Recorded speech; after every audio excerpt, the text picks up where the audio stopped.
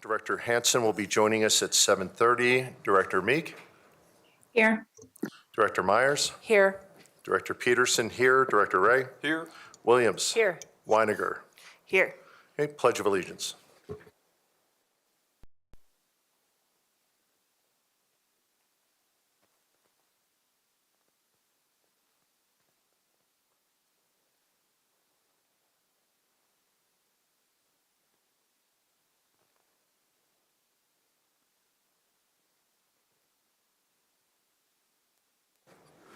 Item 3, acceptance of the agenda. The motion or the recommendation is the Board of Education approves the agenda as presented. Do I have a motion? I move that we accept the agenda.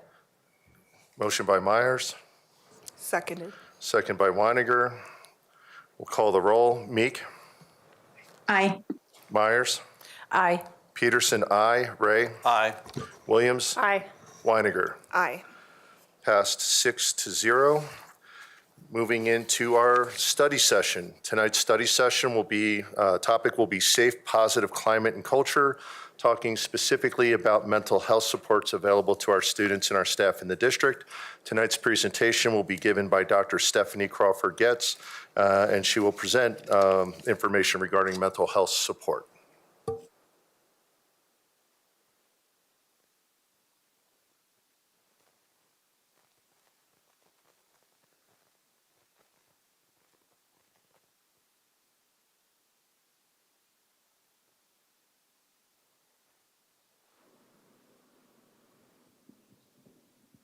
All right, thank you. Sure, I'll give you a second, and I appreciate getting to go first, so thank you.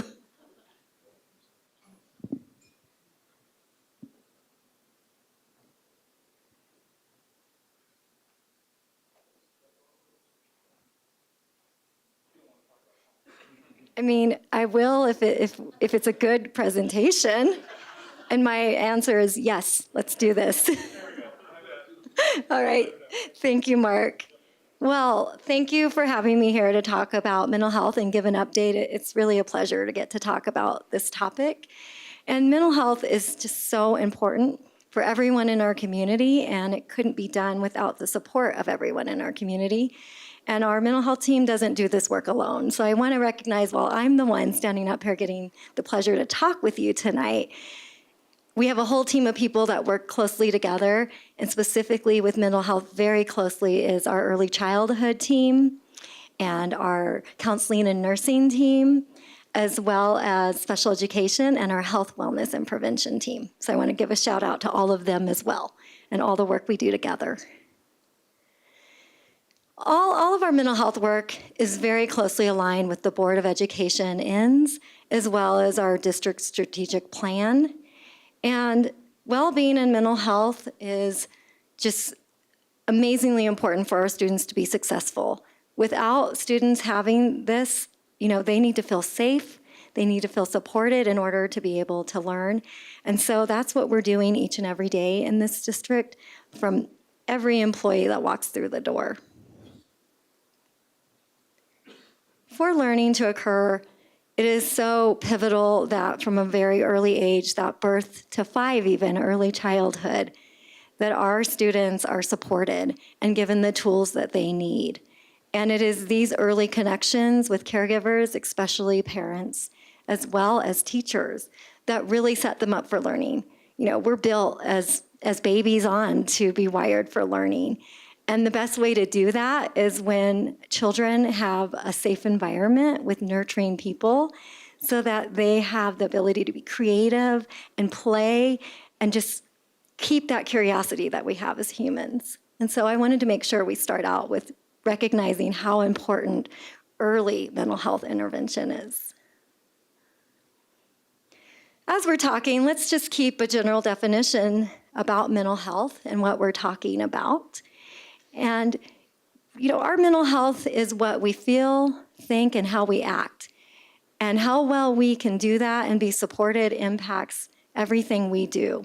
So as you see how well we handle our emotions and stress, being able to make responsible decisions, and how we get along with others. Oh, I went a little too fast. All right.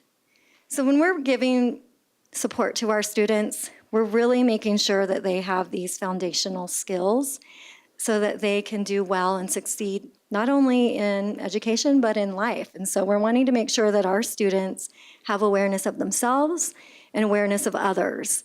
We want to make sure that they know how to be able to manage both positive, great emotions as well as some negative emotions. And we also want to make sure that our students are able to learn how to connect with others and build that network of supports, and also make sure that they then can use all of that to make really good, healthy, responsible decisions for themselves. So that is at the heart of all the work that we're doing in this district. When we look about what students' needs are across our nation, as you'll see from this graphic, we have students that do have mental health needs. And when we have these needs that aren't met, our students struggle in life, and especially educationally, where they spend a lot of their life. And so it is so important and vital that we have a lot of emotional support staff, as well as interventions and resources for our students. And specifically, when we're looking at our district, these are the top concerns that our students have. Lots of stress, anxiety, traumatic experiences, and those executive functioning struggles. So for those people, executive functioning, thinking about, can we organize ourselves? Can we plan? Can we initiate tasks? And most importantly, how do we manage emotions? That is all important, and these are areas where our students have needs. Now, we are going to get into all of the tiers of support soon, but should a student have a need, they might be referred by their parent, or they might be identified by a teacher. They could also identify themselves as having a need. And when that happens, these are the steps that we take to support our students. It is incredibly important that we have a partnership with our parents. Parents are our #1 experts on their children. And so we want to make sure the first sign of a concern, parents are aware, and we're communicating that if it's on the school side. If it's on the parent side, we hope that parents, you'll reach out immediately and say, I have a concern and I'd like to have some early support for my student.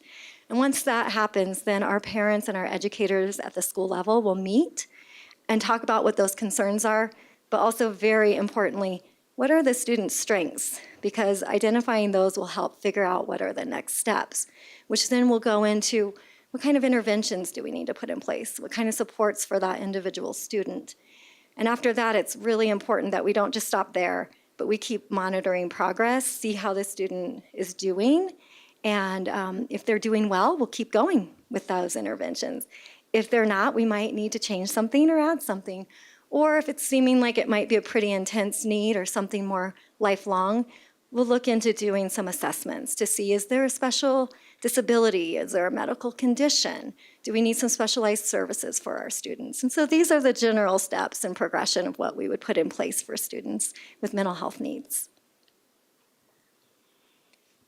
In this district, we have a continuum of supports. So we start out with making sure all of our students have their mental health needs met and are learning those key skills.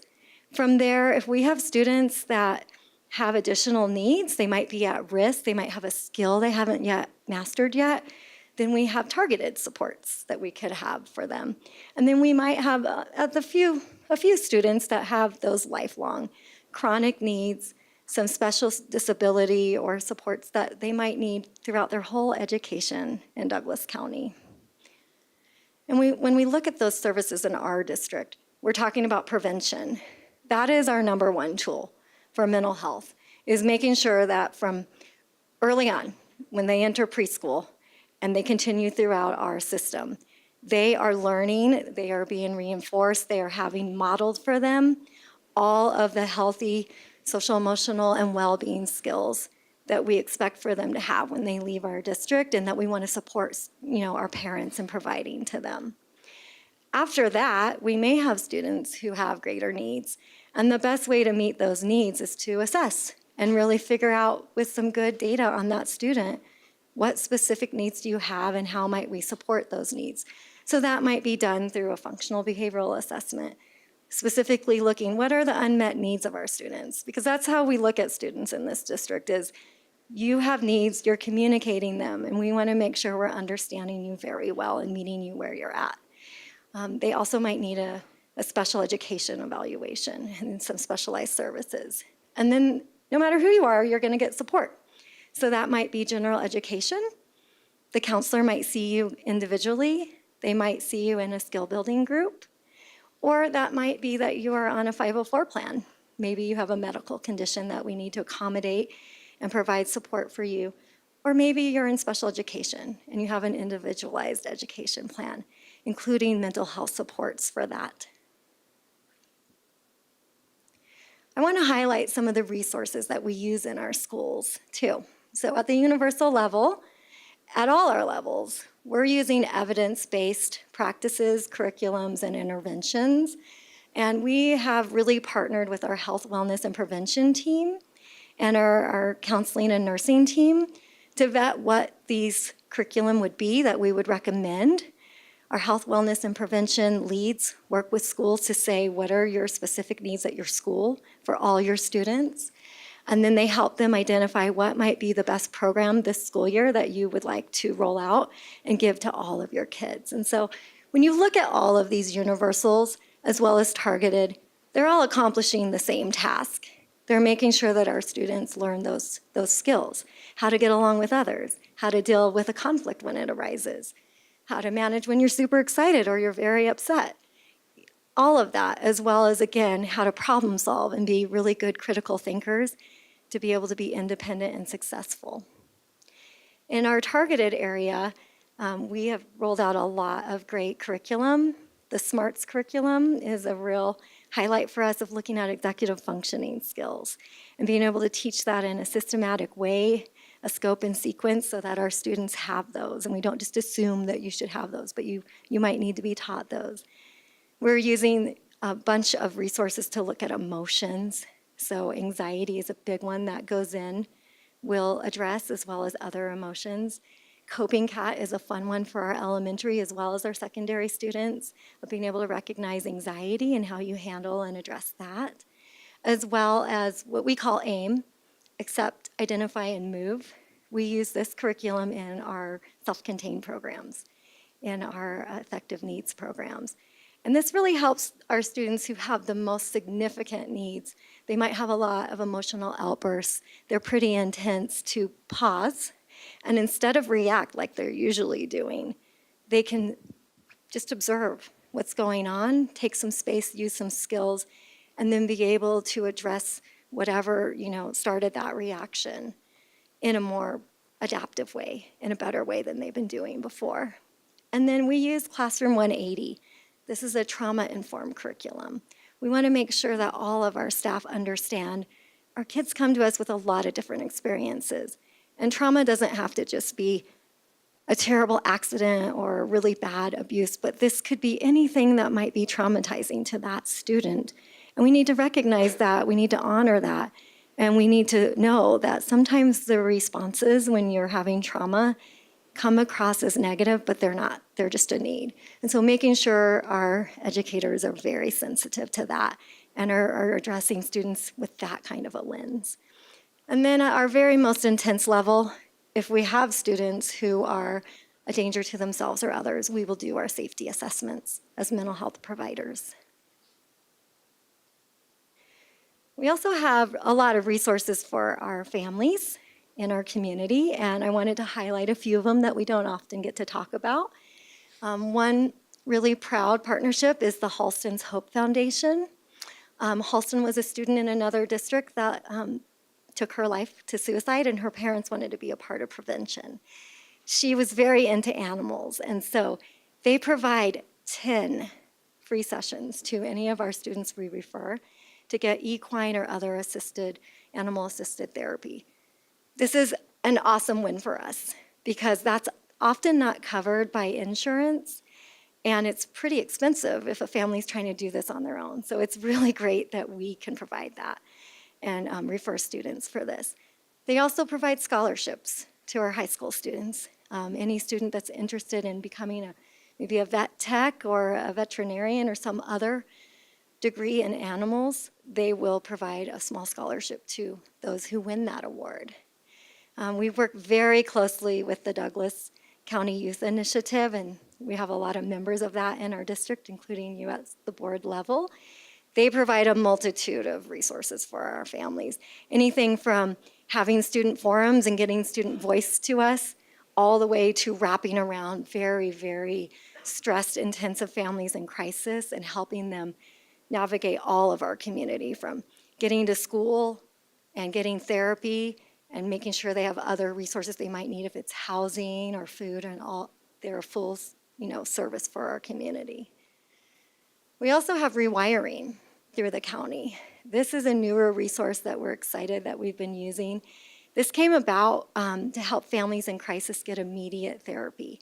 Often what our families would find is they'll get a referral and they'll be on a wait list for several weeks to months, and then the crisis is over for them and they never go, and then the cycle repeats.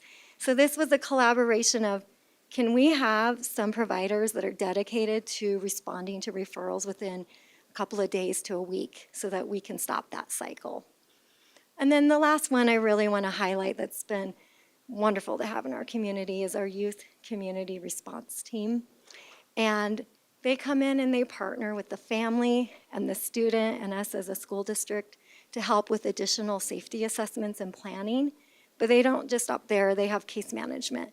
So when a student has these needs, they're following up, making sure they're connected to services and that they stay connected and are having those services. And there are many more I could talk about on any of these slides, but I wanted to highlight a few of the key ones. All right. Yeah, we have one of the members right here, actually. It's their chance. Thank you. I also want to talk about professional development. Besides direct support that we're giving to students in schools and we're connecting families to resources, we're also making sure that we're training all of our employees about how to make sure this is embedded every day in our students' lives. So we're teaching all educators about social emotional learning. We're hoping that impacts them to also be healthy, and they're understanding our plan and our initiatives and making sure that they do that every day in the classroom through how they run their lessons, how they set up the classroom, interactions that they're having with their students, all the way through up our continuum of services. As I said, trauma responsive has been very important, making sure that when a student comes to your classroom and they might not be engaging so positively, pausing and thinking, I wonder what that student's been going through. I'd like to be a support instead of taking it personally and feeling like they're a behavior problem. And that goes right into restorative practices. No one's perfect. We all make mistakes. And we want to teach our kids that when that happens in your school community and you might disrupt trust that people had in you, life's not over. You can restore. You can say, I want to move on positively and I want to get together with my community and do that. And so we teach our teachers that, we're teaching our mental health, and we're making sure at whatever level that needs to be, that this is happening in our schools. And then lastly, our safety trainings. We have everything from trainings to every staff member that enters this district on keeping our students safe to very intensive safety assessment trainings and everything in between. And that is our responsibility, is all eyes on kids all the time, no matter who you are. So we're teaching our staff, what is your role? What do you look for in kids who might have needs? And then when you find them, who do you connect them to at the school to give them those supports? So those are our trainings we do. And again, we couldn't do this alone.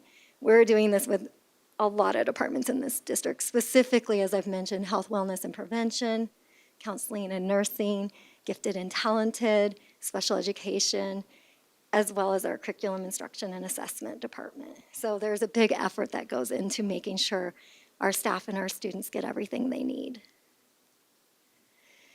And then this is a proud moment. We set some goals in October about mental health and what we wanted to accomplish for the year. And one of them was, we want to have more mental health providers in our schools. And that was probably a goal that people thought, what are you thinking? There's a shortage right now of educators and especially mental health providers in schools. But we didn't let that deter us, and we got creative. And so in collaboration with Health, Wellness, and Prevention and a grant, we've been able to hire community behavior health specialists that come into our middle and high schools, and they provide support at that tier 2 level, that targeted level. So we knew we have student needs that keep increasing, and people are very stressed right now with all the happenings in the world. And we knew we're going to have a larger group of those tier 2 kids, those kids that are at risk, that we want to intervene and make sure they don't go to the next level of having chronic lifelong needs. And so we brought these people in, and they do individual counseling as well as skill building groups. And they've been a pleasure to have, and our counselors, school psychs, and social workers have felt very supported having an extra teammate to help them with this work. We also had to get creative in looking at, we've had a lot of increases in requests to evaluate students and make sure that they're doing well and they're getting their needs met. But that's hard to do when you don't change the amount of people you have in schools and you have a shortage. So we have contracted to have online mental health professionals that are doing assessments for our students that can participate in that way. It's been very well. I've even taken my own cognitive assessment just to try it out and make sure it really worked, and it's beautiful. And so that's another way that we could take some of the tasks off the plates of the people in schools so that they could be there working directly with students in intervention. And then this is a huge, huge celebration. We know that it's hard to run a school. And it's definitely hard to run a school when you don't have full-time people in your school. And so starting next year, for those few schools that weren't quite up to a full-time school psychologist or social worker, they will now have that along with their full-time counselor at the elementary level. Early intervention is where it's at, and we felt it's really important that we increase the amount of people that are working with our young children. So we're really excited for next school year. And then our second goal was to increase our tier 2 and 3, our targeted and intensive mental health supports. So we worked really hard as a team to get some funding to pilot the new executive functioning and anxiety tools that school psychologists and social workers use with their students. It's evidence-based. You can progress monitor and really see a positive impact in our students. So we're really excited that we've been able to bring that as another tool to add to our toolbox for our providers. And with that, I've had the pleasure to get to talk to you about mental health and what we've been accomplishing and where we're at right now. And, we couldn't do this, as I said, without everyone coming together in the community and wrapping around students and their parents. It's a hard job, being a student and being a parent. And I'm just so appreciative of this community. When you look around and you see those resources and you see how we've pulled together creatively, you can see that we are making sure all of our learners, especially our young learners, are getting what they need, that we're providing a safe, nurturing environment. And, ultimately, at the end of the day, we're helping our students stay focused on what they should be, being creative, having fun, being engaged, and getting to learn all the things they need so they can be successful when they leave our district. So, any questions that you have for me?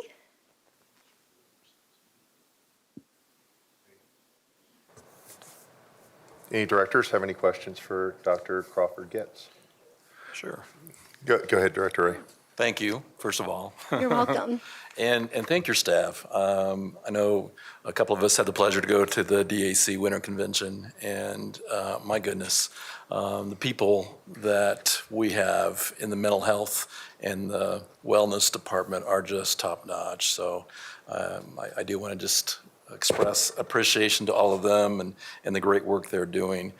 I have a couple of questions. One is, Dr. Crawford-Getz, is when we look at baseline data, certainly the intent of this kind of work session was supposed to be more along the lines of a monitoring report. I know we've modified that for reasons, but when you look at baseline data, I know you said that there's concerns around stress, anxiety, executive functioning, trauma. What kind of baseline data do we have to help us know that we're moving to a better place? And a better place could be defined, that we're providing more services, obviously, and support. But I'm just wondering, in terms of that, how would you, as a board, we need to reflect on are the board's goals being accomplished? And so I'm just wondering, in terms of data points, what would you identify for that? Yeah, well, we have a lot of different ways that we can look at our needs and then how we're addressing them. So as you've seen tonight, a lot of what comes out is talking to our community and our students and our staff to see what are your top referral concerns, how many sessions are you having with students, and for what reasons, and being able to roll out some of our progress monitoring tools that we're using, as well as just looking at in general, what is our community telling us? So we could look at it in a lot of different ways. So anecdotal, and then is there a systemic way? So you said that you talk to schools about whether their referrals are more geared towards mental health issues. Is that what I'm understanding? I mean, is there a systemic way that we collect that data?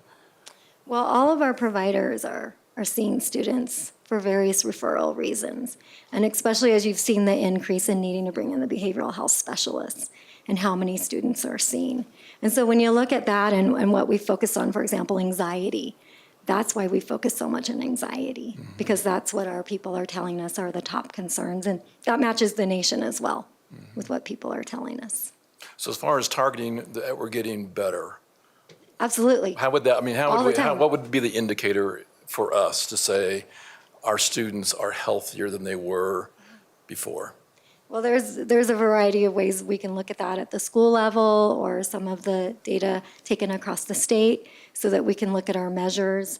Some of our schools are piloting student social emotional screeners. So there's a variety of ways we could look at that to see, are we moving forward and are we doing well with what we said, as well as using evidence-based practices that we know they have proven that they're effective, and we're using that to see that in our own students. Yeah, interesting follow-up along those metrics. It's difficult because if we have more students accessing the services, that doesn't mean we're declining. That actually may mean that we just have more students accessing the services, which may be a better metric. It's a difficult question, I think, to answer.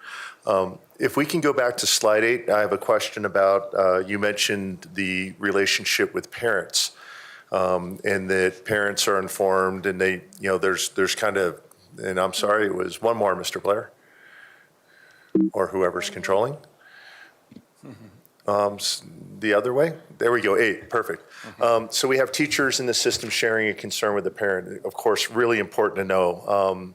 Children sometimes are really good at masking things at home and different person at school. Do you have any parents reporting the opposite way into the system? I have a child, they are struggling. We thought the school should know so the school can monitor and assist during the day when they're at school. Is there a significant amount of that reporting where parents actually refer into the school, my child's having a problem, and what does that look like? We do. We have a community of very engaged parents that are advocating well for their students. So we do have parents often say, I'm coming in, we're either new or I've noticed something, and so I want to be proactive and ask for support that goes along this continuum. It might be, let's get some intervention started, or I want to let you know there's a real significant concern and I'm worried about maybe we might need some testing for our students. So we're a community where our parents, I think that tells us how we're doing, that they're willing and they're trusting to come in and say, here are my students' needs, and I would like you guys to help with that. And we keep promoting that. When we do our parent talks throughout the school year and we have events like the DAC, the District Accountability Committees, we say, please partner with us. We can't help if we don't know. And so it takes all of us, teachers noticing, parents noticing, and then students feeling safe and secure and not having that stigma that we've been working so hard to break down, to say, I'm struggling and I want to refer myself for help. So we have all of that help happening right now in our community. And just one quick follow-up, because it's a question that I've received from parents. Are there any conditions where there might be something going on with a concern, SEL, mental health, whatever, where a parent would not be informed if there was something going on with their child in the school? that should not be happening. You know, we're training our staff and we're very vigilant about looking for needs, whether that might be, I think that there's a skill your child needs to learn, or they might need some additional learning. It's just a harder skill for them, all the way to their safety concerns that we need to address. And that's what we're working really hard on, is teaching our parents and our staff that all that is needed for our kids is to be with them, be present, aware, and recognize when something's not going well, it's a need. It's a need that we need to meet as adults, and we need to make sure we're doing everything we can to help that child. And so that's kind of where we're at, is a need is noticed, and we want to communicate right away with parents and partner with them. Yeah. Director Ray? Really excited about the full-time social worker or psychologist in all our schools. So tell me more about that. So basically, it's either or. Either it's a full-time psychologist or full-time social worker. We're kind of getting rid of the fragmented FTEs. Well, not necessarily. We still want to have a team, but we did have schools that were, a little smaller in the district. And so they might, in the way we used to look at how we allocated mental health is, you get 4 days a week based on your needs. And that's really hard to do in a school when you don't have full coverage. So we looked at those few schools, there weren't many, that might have only 3 or 4 days a week of a social worker or a school psychologist or a combo. And we said, we want to get you up to full time. And we want to give each school the flexibility of how they do that, because social workers and school psychologists do wonderful work together, and they do similar work, but you need them both in a lot of our schools. And so we wanted to make sure that that was the option. You might be one or the other, or you have a combo, but you will have 5 days a week coverage. Gotcha. So Yeah. it's really not full-time, it's 5 day a week 5 coverage. day a week coverage. Got it. Absolutely. And then could you talk a little bit about, certainly the comprehensive health standards are to be implemented for us. How does that impact the work? Certainly there's a strand of social emotional learning in those academic standards. Can you talk a little bit about that transition as we move into implementing those? What will that look like? Will there be some differences that occur in our schools because of that? Well, we have our health standards, and then we have specifically our emotional and social wellness standards that we look at. And we've been doing this, for a long time in this district. But when we are making interventions and goals for our students, we're tying them back to those standards. And so what is a standard that a student might be struggling with, and what intervention would support that, so that we're making sure when they graduate, they have been able to master those standards to the best of their abilities. So I don't know that it's new. We're just continuing to build upon them and recognize more and more and do that work as we've always done. But that's always in the back of a provider's mind, is what are the standards that I'm trying to get my student to master so that they can graduate and be successful. Very good. All right, with no more questions, thank you, Dr. Crawford-Getz. You're welcome. Thank you so much. Have a good evening. Okay, we'll be moving on. Thank you. We'll be moving on to item number 5, public comment. The purpose of public comment is to balance the ability to hear diverse viewpoints from a broad spectrum of citizens throughout the district, while allowing our Board of Education to conduct business in an orderly and efficient manner. When speaking, please remain respectful and address the board rather than the guests and staff in the room. This will be your time to speak. To respect a speaker's free speech, please do not interrupt them while they're at the podium providing comments. Mr. Blair will provide a 15-second notice prior to the end of your time, so you know to wrap up your comments. When your time is up, please leave the podium. If the audience wants to react between speakers, feel free to do so while being respectful and honoring the next speaker's time to speak. And as always, attendees who create a disturbance or disrupt speakers while they are speaking will be asked to leave the room after a prior warning. With that, we have one student speaker, Owen Wicks, followed by Amity Wicks and Chris Wicks. Actually have Nick here. He's going to do a SAG report. David just said he didn't know as if he was.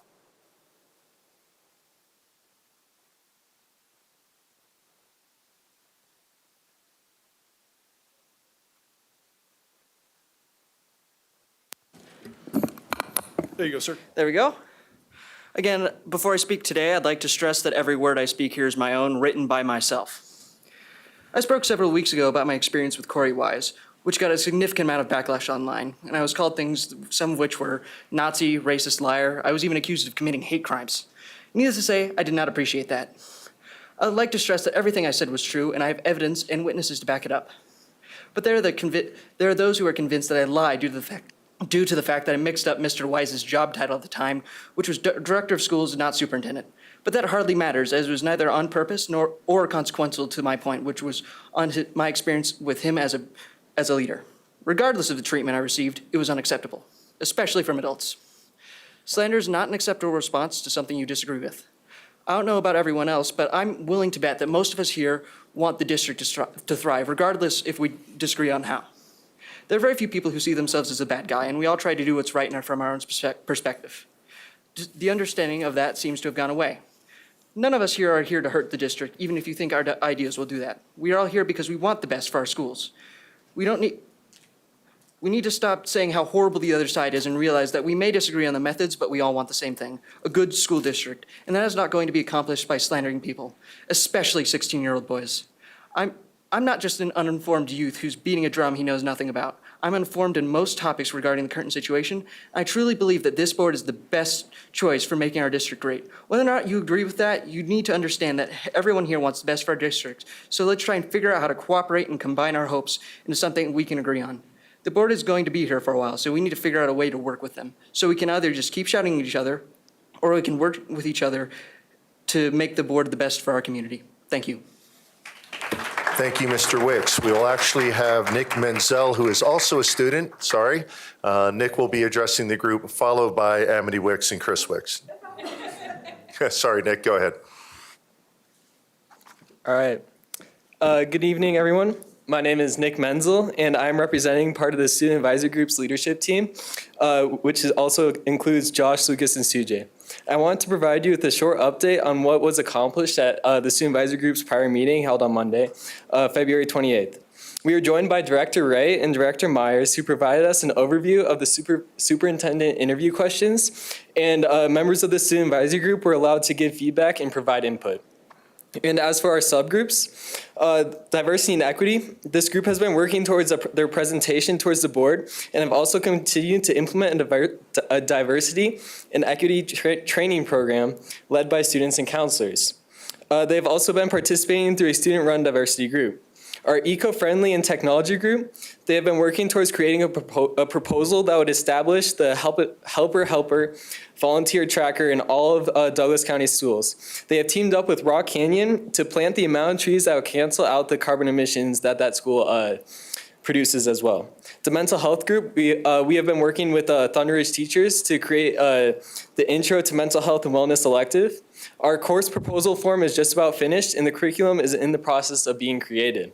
They are also working on the presentation for the end of the school year, and this class would provide students with a way to cope with mental health illnesses and spread awareness about mental health as well.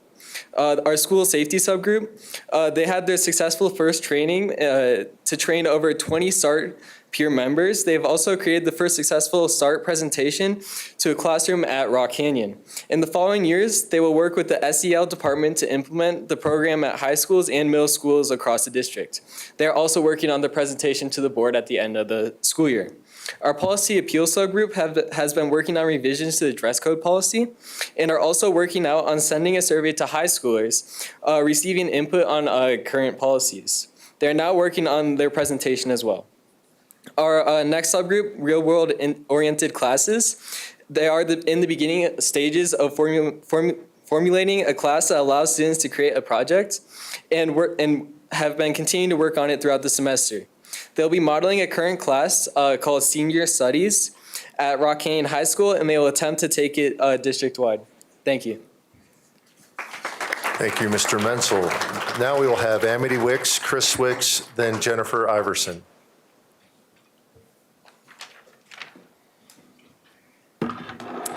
Hello. During the last public comment time, almost 100 people spoke. Of all those people, I find it very interesting that the next day, adults decided to focus their attention on a minor and not in a good way. On a public Facebook page, on multiple posts, people took to slandering a 16-year-old boy. They've said he was coached and that he didn't write his own speeches. Since he's in 10th grade, I'd agree. He has been coached by every teacher he has ever had, with every book report, group presentation, and essay he's ever had to write. They accused him of lying. They accused him of being racist. They accused him of a hate crime. Really? These people have never met him. Isn't it so easy to be an adult keyboard warrior tearing down a teenager in public forum? Is this the unity you're hoping to achieve? Is this the way you would want your own child to be treated? Should they come forward to speak about being beaten up at school and then ignored by all school officials who were supposed to care? I don't see the same standards being applied to other children who don't seem to be ridiculed. Is that because he has an opposing viewpoint to these slanderers? So I'm curious to know if those who are pushing so hard for diversity and inclusion think that varying viewpoints are a part of those ideas. Owen has not just been experiencing bullying from adults, it's coming from kids too. He's shown initiative and started a Turning Point USA chapter at his school, a club to discuss the Constitution, free markets, and relevant cultural topics in a civil manner. For 3 days straight, his flyers were torn down all over school. They were covered up. They were literally thrown in the toilet. When he caught one student, the kid shoved him and then told him to F off, using the full word. Is this diversity and inclusion you want in our schools? At his first meeting on Friday, nearly 60 kids showed up, most of whom simply came to shut it down and protest. Is this inclusion? Is this fostering diversity of thought and civil discourse? Do we want a safe and positive climate that fosters mental health for our kids and adults? Do we actually want these things? And if so, we want diversity of thought must be respected and afforded equal protection. We're better than this. We need a strong leader and a superintendent urgently to combat the cultural problem that has infested the district. We need Aaron Kane. Thank you, Ms. Wicks. Chris Wicks, Jennifer Iverson, and then Dr. Justine Harrison. Mr. Wicks.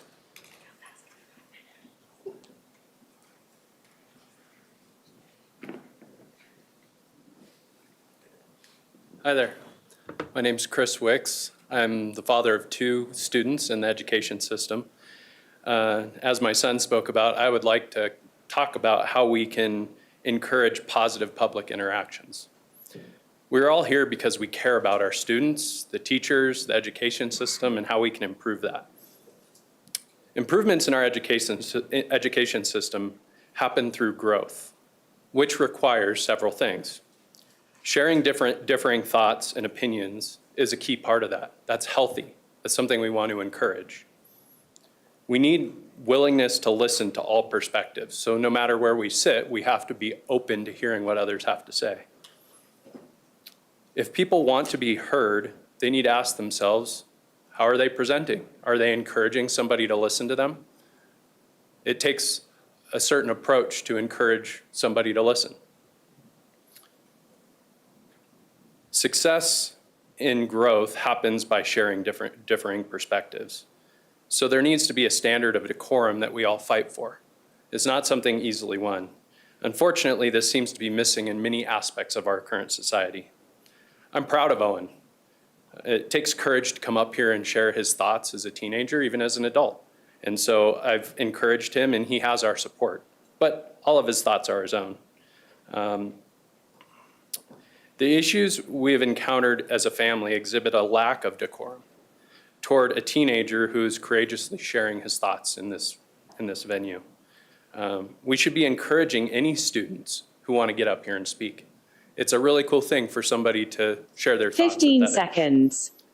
Ultimately, I just want to challenge us all to bring back respect to opposing views and encourage public decorum and that we are excited about differing opinions. Thanks. Thank you, Mr. Wicks. Jennifer Iverson, Dr. Justine Harrison, followed by Iko Browning. Ms. Iverson.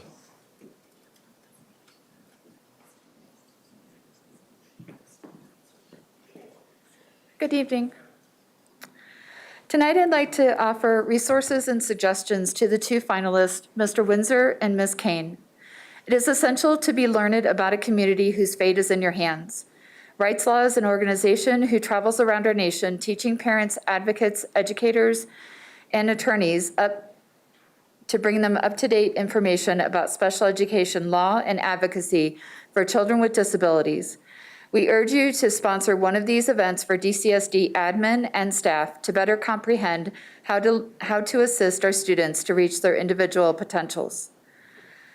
Another option to increase understanding is the CDE's virtual special education legal conference on April 29th. Registration has already begun, and it is a first come, first serve. We've heard a lot about CTE and DCSD recently. What hasn't been explicitly addressed is the need for CTE for our students in special education. TACT, which is Teaching the Autistic Community Trades, is a resource our district would benefit from partnering with. Their leaders, Danny and Becky, are incredible advocates, and we could all learn a lot from them. Douglas County Special Education Advisory Committee is a state-required group who assists, advise, and support the district to improve outcomes. It would be very meaningful if the next leader would act with intentional inclusivity and offer DCCAC a seat at the table for groups like CART, the DAC, LRCP, FOC, and the EAC, and the District Health Advisory Committee. In addition, I was heartbroken to learn that the family culture liaisons who supported the English language learners and were celebrated at a September board meeting for their advocacy no longer have a job.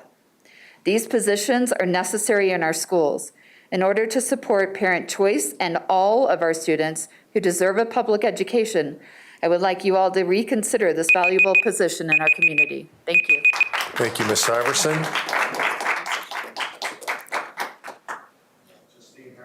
Excuse me, Justine Harrison, followed by Iko Browning, followed by Laura Allen. Good evening. I am a community member, a parent of both a neighborhood high school and a charter school student, current director of student support services with American Academy, and have worked in Douglas County School District for 17 of my 20 years in education. The need to focus on reestablishing a climate of culture and trust, respect and support for all stakeholders of DCSD has been a key piece, no doubt, of the superintendent search. I made the transition to American Academy as a special educator 10 years ago in my last attempt to try to reignite my passion for the work that I did. I quickly learned that Aaron Kane had built a school community that put students at the forefront of decision-making and put staff members in a position of shared leadership to help drive student success. Being a part of this brought back my love for education. I see in action every day what Ms. Kane's transparency, strong communication, and constant assessment of priorities and resources can do to build cohesive educational programming for all students, and that builds a staff that bonds together with the common goal of success. She isn't afraid to have those hard conversations when it means putting students and staff first. Ms. Kane brings to the superintendency a tremendous respect for the professionals and the work they do in our schools. She respects the need and the great desire for educators to be less burdened by the many additional tasks and distractions that cause educators' times to be taken away from where it needs to be the most, which is with our kids. This priority has allowed my support services providers to dig deeper into the work they do with students and to love what they do every day. Ms. Kane also respects the multiple hats our staff wears, not just as educators, but as parents, spouses, etc. Emphasizes the need for us to balance our many roles and take care of ourselves and our own families. Ms. Kane will bring these many strengths back to the district level. We watched her do it successfully before as an interim superintendent. She sees the value in working as one team, charters and non-charters alike, in order to reestablish the foundation we need. Iko Browning, Laura Allen, followed by Mark Middlebrooks.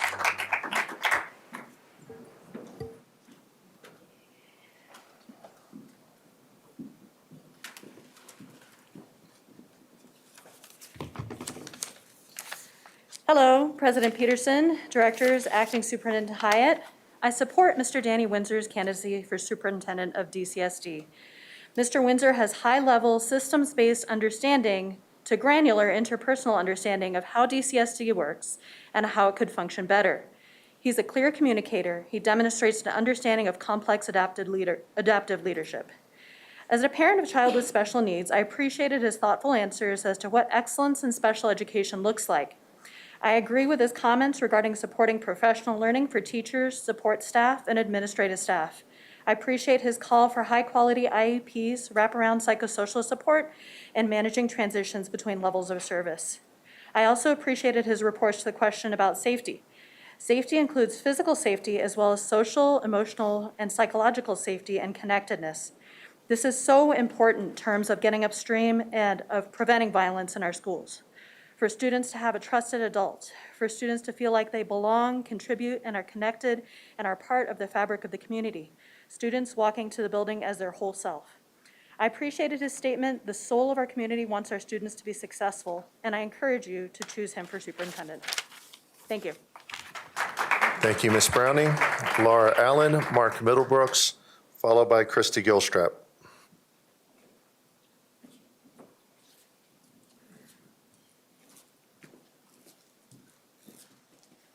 Hi.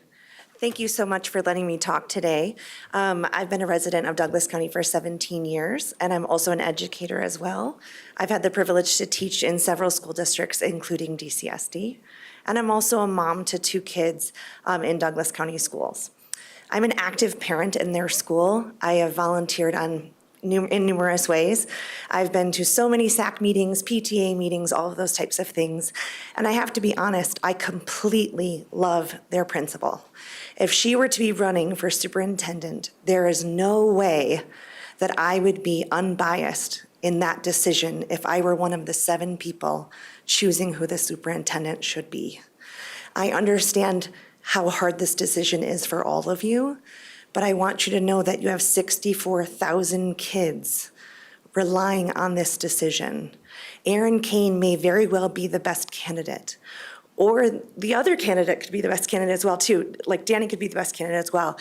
But if one of the 7 of you has a close tie to one of the candidates, I ask that you please abstain from voting for who would be the best superintendent.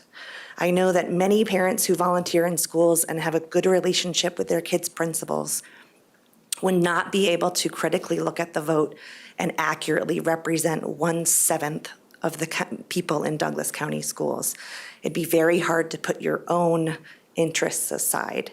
I believe very strongly in child privacy, so I am not going to say who the director is, but there is one director here that should be abstaining from this vote.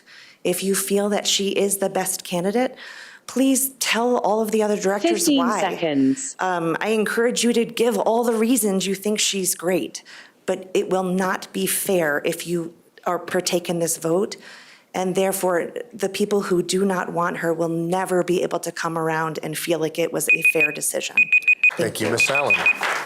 Mark Middlebrooks, Krista Gilstrap, and then Matthew Smith. Mr. Middlebrooks. First, let me express my gratitude to each one of you for your service, particularly in times when that service can be met with some degree of hostility. Thank you. I know that's a lot. I'm here to speak to you today on behalf of Aaron Kane, with whom I've served at American Academy for the past 17 years. I've also been in the district for 22 years. In 2018, after decisively proving her qualifications in leading our district and helping to pave the way for a successful MLO, among many other things, remarkably, she was not included in the slate of candidates to be interviewed for the permanent position. And with great humility and poise, she reluctantly vacated a role that she had poured her heart and soul into. And then she put that her own disappointment aside and continued to speak out publicly to voters about the dire needs of our district, because it wasn't about her, it was about the kids. She returned to American Academy, where she put action to her words. She extended all of that additional MLO revenue afforded to AAA directly into teachers and staff. All of it. That's an example of the best kind of educator, one who keeps her word and one who leads by example. And that's character. That's heart.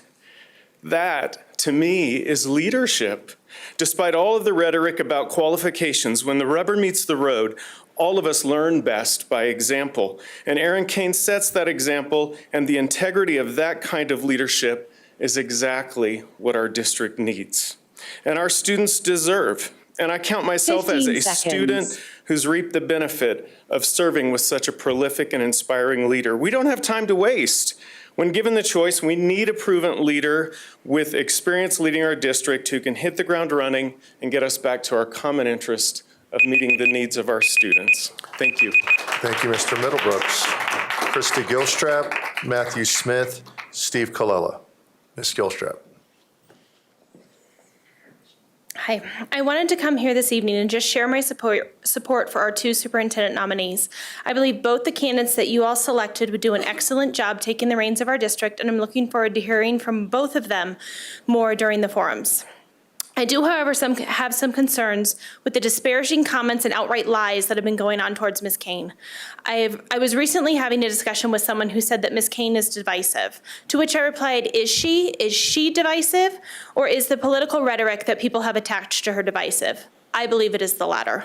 When we look at Erin Kane's record, it doesn't look very divisive. When she was interim superintendent, she reduced teacher turnover from 20% to 13%, and school leaders from 23% to 8%. When you look at her track record at American Academy, her teacher turnover rate was 8% over this last year, whereas Douglas County is closer to 14%. Their annual staff survey shows 90 to 95% of the staff either agree or strongly agree that Erin Kane and her administration are leading the school effectively. Director Ray, you are even quoted on our website saying Interim Superintendent Kane has been invaluable to DCSD over the past 2 years. She has provided great leadership during this period of transition, and we greatly appreciate her service to the district. Ms. Kane came in after a difficult period and brought our district stability, and now she's presented with the opportunity to do the same thing. We need to ask ourselves, what is the purpose of those who are determined to rip her and her character apart? Do they have what's in the best interest for Douglas County at heart?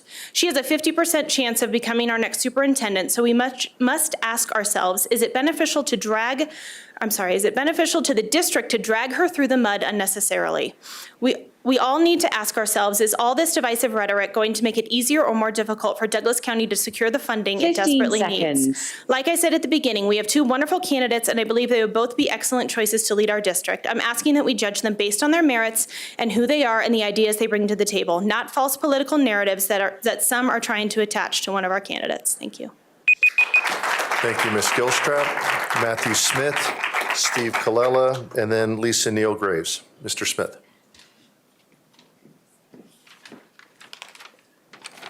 Good evening. I was prepared to come here tonight and voice my support for Erin Kane as the next DCSD superintendent.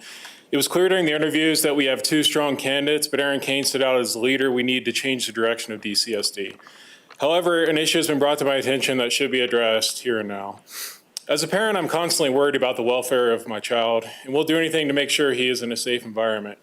However, long before I was born, I entered a social contract that the government entities know best and will look out for the welfare of my child. When I drop my son off at school every day, I'm expecting that his classroom is set up for learning and free of personal political beliefs and social justice propaganda.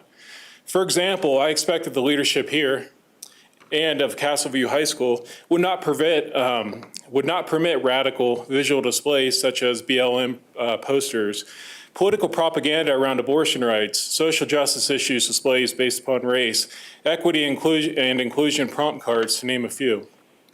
The classroom is not a blank canvas for teachers to express their political and or social justice beliefs. These are taxpayer-funded facilities used to foster a learning environment for our children. For this reason, coupled with the blatant violation of the staff conduct policy GBEB, during the sick out, which states, I quote, essential to the success of ongoing district and school operations are the following specific responsibilities which shall be required of all staff members: faithfulness and promptness and attendance at work. I'm having a hard time getting behind the salary schedule in the MLO. I support providing pay raises to teachers who deserve it, but it's hard for me to be a willing participant in funding social justice pay increases for these teachers in our district. Please police the schools, keep this crap out of the schools. We don't want, pro-Republican propaganda in the schools. We don't need social justice things in the schools.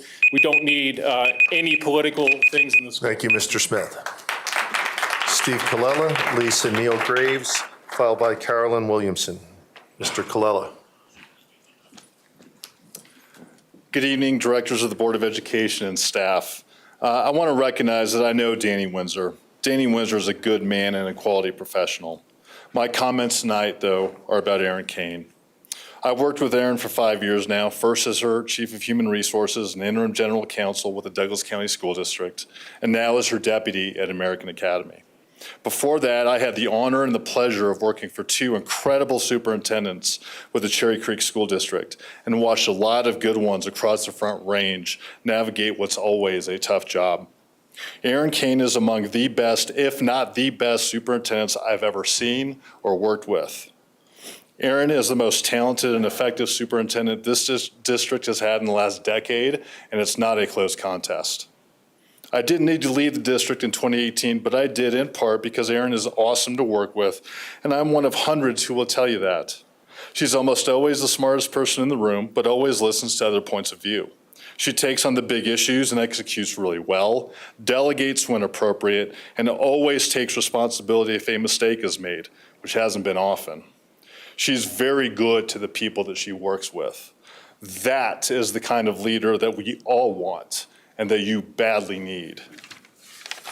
In 2018, for reasons that are still unclear to me, Erin was not invited back as superintendent, even though she performed very well as interim superintendent for 2 years. At that point, Erin could have chosen to disrupt that board, who fired her, to divide the DCSD system, and to fracture our community. But she didn't do that. Instead, after she left, she decided to benefit the kids and staff she had worked with and loved by very publicly promoting the 2018 mill and bond. That was an adult in the room decision if there ever was one, and Erin makes those decisions all of the time. You need a superintendent to match our wonderful 65,000 kids and their families and the 8,000 hardworking district staff. I recommend Erin in the strong. Lisa Neal Graves, Carolyn Williamson, followed by Jason Hurd. Ms. Neal Graves. Good evening. I rarely take the opportunity to speak at events like this, but I'm compelled to speak on behalf of Erin. In full disclosure, Erin is my neighbor. I know her and I like her.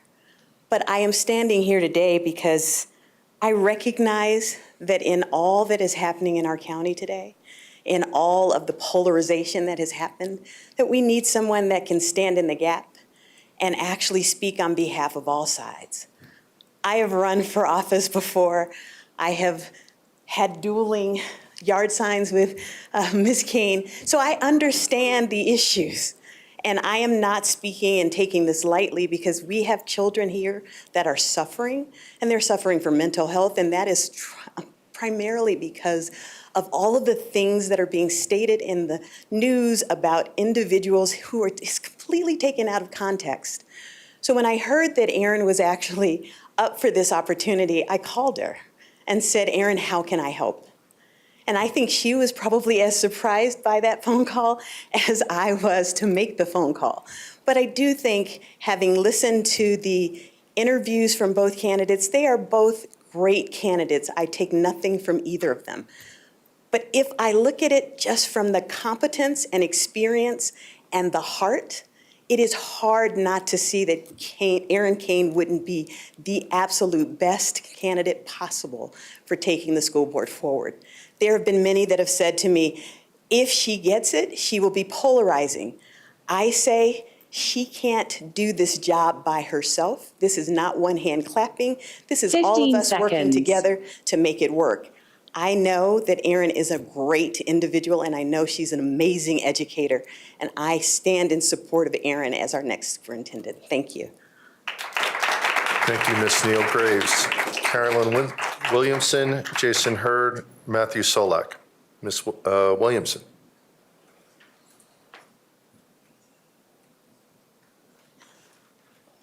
Good evening.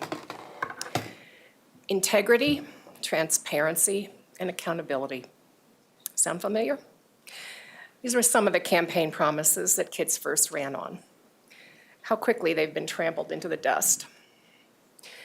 The message on my shirt is the definition of perjury, and it's to remind Directors Peterson and Williams of their shameful actions at the hearing a little over a week ago.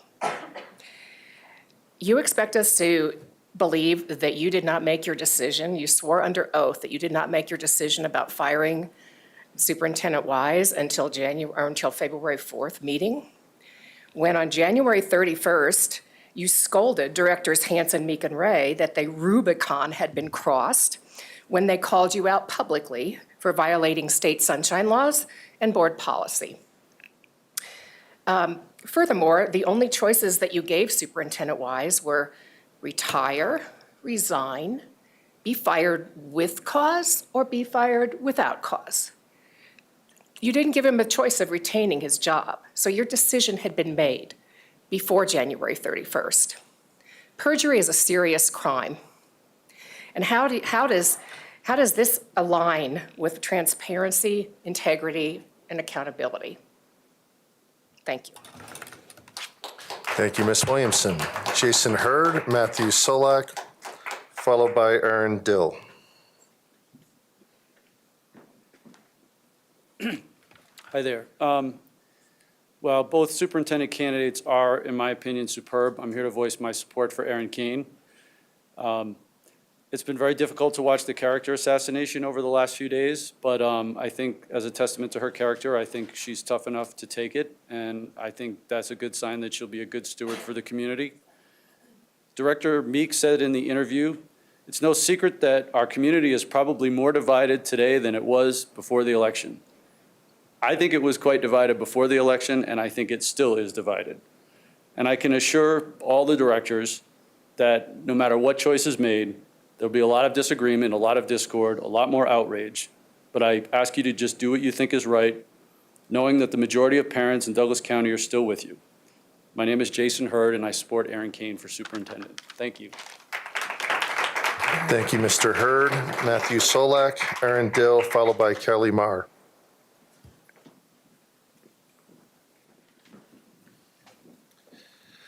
Hello, thank you for allowing me to speak tonight. My name is Matthew Solak, and I have taught at Legend High School for 14 years. I'm a parent of a student in Douglas County Schools, and I'm a proud member of the Douglas County Federation. And I have toned down my remarks tonight based on Mr. Wicks' comments, so I want to thank him for that. This comment is directed to the 4 majority directors. You and your supporters have been talking a lot about unity. It seems that you simply want everyone to agree with you.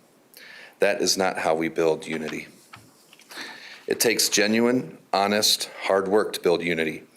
Unity comes by listening to those who disagree with you, by trying to find common ground, and by compromising to accommodate the minority. On many occasions, you have had the opportunity to build unity, but failed miserably. Here, you are once again presented with an opportunity to show you really care about healing the community. You can unilaterally install your predetermined candidate and further divide us, or you can appoint Danny Windsor, who will genuinely work to bring the community together. I'm sorry to tell you, but Erin Kane is a divisive choice. She is divisive because of your own ineptitude and morally questionable behavior. There are too many questions and too much distrust. If you install her as superintendent, it will only further divide. There will be no unity. There will be no mill levy or bond. There will be an exodus of teachers. I've been with the district for a long time, and I have seen other school boards like you. After they left, 15 guess seconds. who is still here to pick up the pieces? Teachers and staff. We're still dealing with the damage they did. For the good of the district, please slow down, listen to the opposition, work towards unity, and hire Danny Windsor as superintendent. I don't want to spend the rest of my career picking up your mess. Thank you. Thank you, Mr. Solak. Aaron Dill, Kaylee Mayer, and then Sarah Redder. Ms. Dill. Hi, everybody. My name is Erin Dill, and I teach first grade at American Academy in Castle Pines. I'm here today to speak about how Erin Kane has positively influenced my personal life and my professional career. I've been a part of American Academy since 2012, when my oldest daughter started kindergarten there. To see up close and personal the tremendous growth AA has experienced under the leadership of Erin Kane is inspiring. I began our public school journey the same way as many other parents, as a room parent and a frequent volunteer. My involvement grew as I added a second child to the school, and I worked closely with Erin on future goals and teacher needs. She would survey teachers, analyze data, and dissect current trends to ensure that American Academy was offering our students and staff the best learning environment. I started working for American Academy when my youngest started school as an educational assistant working with our special education department. I felt so inspired by the leadership and the other educators Erin has hired that I went back to school to become an educator myself. Now I stand before you confident in my curriculum because I understand the purpose behind it. I'm steadfast in my mission because I have the support of a strong leadership team. And I'm really grateful for my position because I feel valued and heard as an educator and as an employee. I think she's exactly what our district needs. Someone with a clear mission, positive growth mindedness, and a passion for education. I think it's pretty incredible that Erin Kane wants to pursue this job as superintendent after all the misconceptions that have been said about her. It just 15 proves her seconds. dedication to the district, and we'd be so lucky to have her. Thank you. Thank you, Ms. Still. Kelly Mayer, Sarah Redder, followed by Tina Stroman. Good evening. My name is Kelly Mayer, but I'm speaking on behalf of a Douglas County school teacher.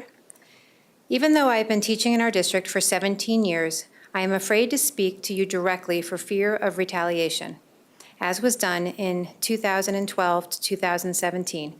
So I've asked Kelly to speak for me. The battle around education within our district has left teachers in the crossfire. Teachers are expected to execute plans and changes we had no input into, then are criticized when these ill-formed plans fail to achieve their desired outcomes. Conversely, teachers have also become a primary target for the community's dissatisfaction around educational currents and changes, many of which we had no part in creating. I currently feel attacked by both the community and the Board of Education, who, by telling me we need to move the district in a new direction, are communicating to me that I am not working hard enough, despite my students and their parents sending me notes of appreciation. The people throwing stones are those who have never been in my classroom, who have never taught, yet I carry the weight of their words into work every day. I am, and has always been, prepared to accept the outcomes of my own work and work hard to continually evaluate my own teaching. That said, I am tired of being part of a system that is quick to change with little real collaborative input from the practitioners and quick to blame even with the words like, "We really care about our teachers," still ringing in the air. Thank you. Thank you, Ms. Mayer. Sarah Redder, Tina Stroman, followed by Laura Mutton. Ms. Redder.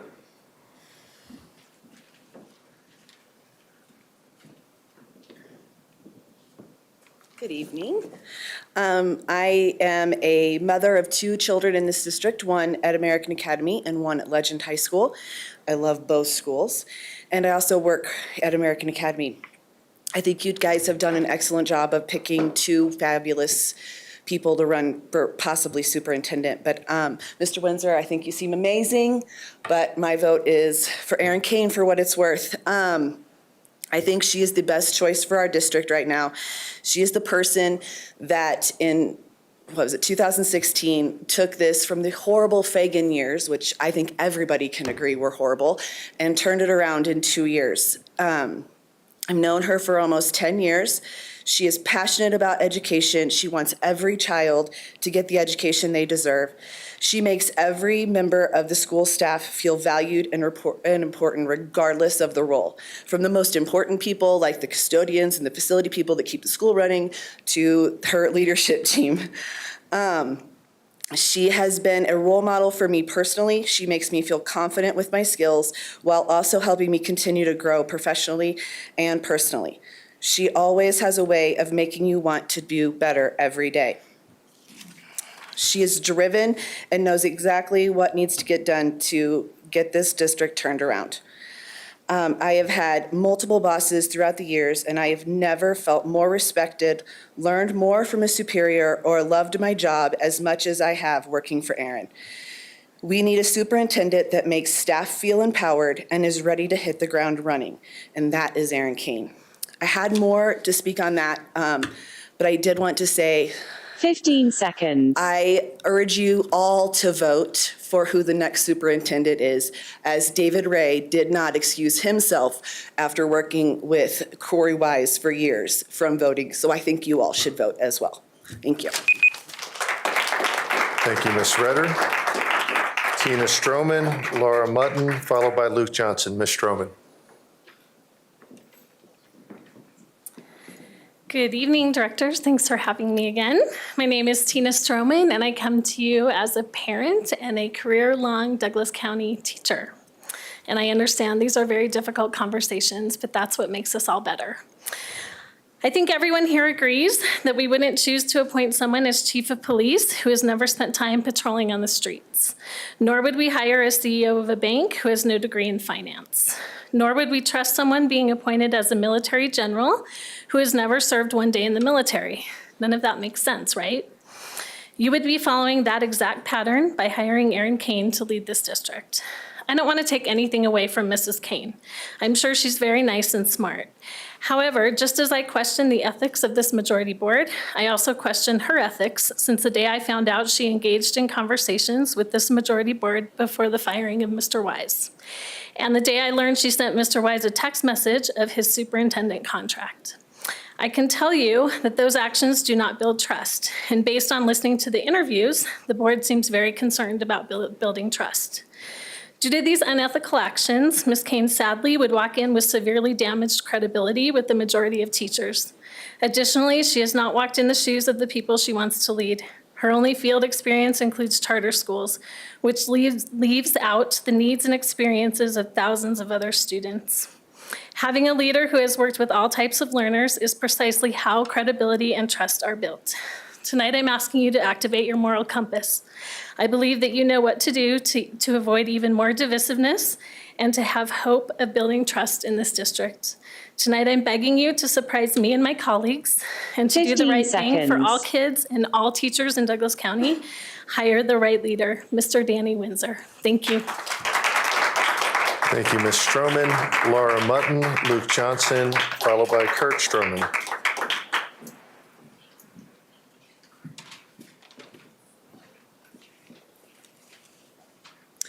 Comprehensive high schools are important to parents and students because they offer a wide variety of courses that allow students to discover their passions before entering the workforce or attending college. One possible reason that there are no comprehensive charter high schools in Douglas County is that high schools cost more to run than elementary schools because of the wide variety of options they offer. Given this background, in 2017, it was alarming to see that interim superintendent Erin Kane decided to quietly take $2.7 to $3.5 million in cuts to secondary schools by drastically increasing their FTE. What was even more deceptive was that the budget presentations showed an increase to SBB without mentioning the larger increase to FTE was resulting in a cut. Therefore, the public was led to believe that there was more, not less funding being provided to the schools. Most, if not all, superintendents who want to pass a mill levy override would make sure the school board and the public knew that cuts are being taken and educational opportunities were being lost. But even after a public town hall meeting was held, which Director Ray attended and Colorado community media covered, Ms. Kane kept quiet about these specific cuts. Was this a plan to make neighborhoods, high schools less attractive in the hopes of a comprehensive charter high school could successfully open? Unfortunately, we will never know, because while she boasted about saving the district $20 million, she kept quiet about cutting opportunities for students. Ms. Kane's actions show an alarming lack of transparency and trust and a disregard to advocate for what is best for students. 15 seconds. Thank you, Ms. Mutton. Luke Johnson, Kurt Stroman, followed by Kendra Gish. Mr. Johnson.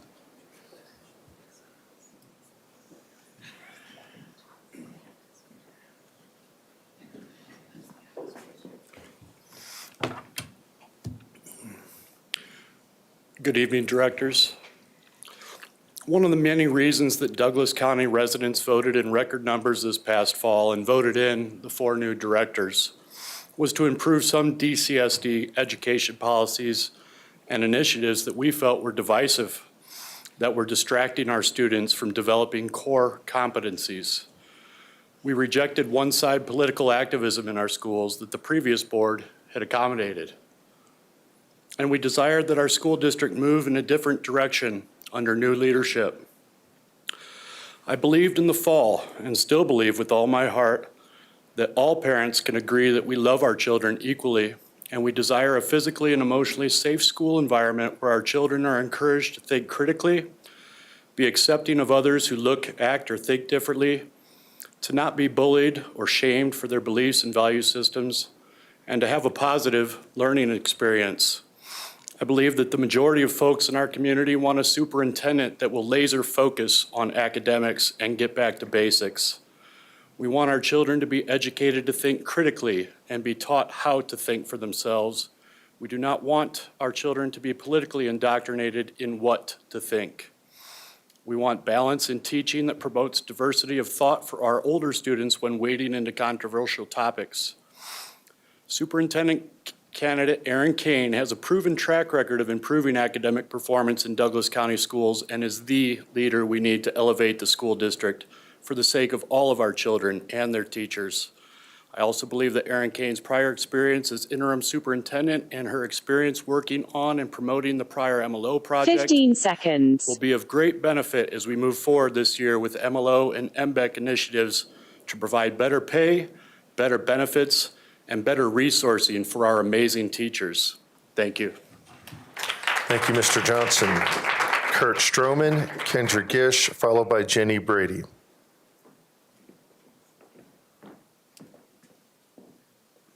Good evening. My name is Kurt Stroman, and I'm a 30-year career educator here in Douglas County. I'm speaking tonight with hope that the board will demonstrate that there is a real interest in bringing back truthfulness, integrity, and unity in their decision-making regarding the hiring of a new superintendent. I have mentioned in my earlier comments that the firing of Superintendent Wise was a slap in the face to many teachers and support staff who, like myself, have dedicated our entire careers to the students and families of this school district. The new members have lost the trust of many who did not and who did vote for them through their lack of integrity and financial irresponsibility by the firing of a competent and dedicated superintendent. Majority more board members, with tonight's decision, you will either strike out or hit a home run. You have another excellent, committed, and competent candidate who has a complete and thorough understanding of choice programming. Mr. Windsor's accolades and accomplishments encompass the beliefs of his students, colleagues, and peers who have had the opportunity to work with and be a part of his strong and honest leadership. Mr. Danny Windsor is an award-winning teacher, coach, and administrator that has brought pride and admiration to our school district. Honesty, integrity, pride, and admiration. Those are some words that have not been associated with the actions of this recent board. If you're looking for a new direction, then the choice is crystal clear. Hire a superintendent that has not been associated with corruption. Whether that corruption is real or perceived, Mr. Windsor would offer the restoration that this district desperately needs. Thank you. Thank you, Mr. Stroman. Kendra Gish, Jenny Brady, followed by Mark Middlebrook speaking for Robin Hunt. Ms. Gish. Hi, my name is Kendra Gish. I am a parent of 2 DCSD students, one who graduated in 2020 and the other one that will graduate this year. I am also a teacher. I have been in education for 22 years, 20 of which have been in DCSD. Given my experiences over the years as a parent and an educator, I am here to encourage the board to appoint Danny Windsor as our next superintendent of Douglas County School District. There is so much I could say about Danny, so I decided to talk about how his leadership has impacted myself and my children. I first came to know Danny as he was my mentor and my evaluator at Legend High School. Through his leadership and a lot of grant writing, Danny was able to implement the AVID program at Legend and later on at Sagewood Middle School. Both of my boys were fortunate enough to be accepted into the AVID program, and I truly believe this is why they both will be attending college with academic scholarships. AVID is an academic support program for grades 7 through 12. Their mission is to close the achievement gap by preparing all students for college readiness and success in our global society. AVID's systematic approach to education is not only designed to support students, but also educators as they work to increase learning and performance at all levels. As I said earlier, I have witnessed the success AVID has helped my two boys to have achieved. It has also helped me to be a better teacher. The training I received through the AVID program has been invaluable. AVID has taught me to help my students think critically through various methods of instruction, all based on research and all best practices. I truly believe that I would not be the educator I am today without the help of Danny Windsor and the AVID program. It is for these reasons that I am asking you to appoint Danny Windsor as our next superintendent of schools. Thank you. Thank you, Ms. Gish.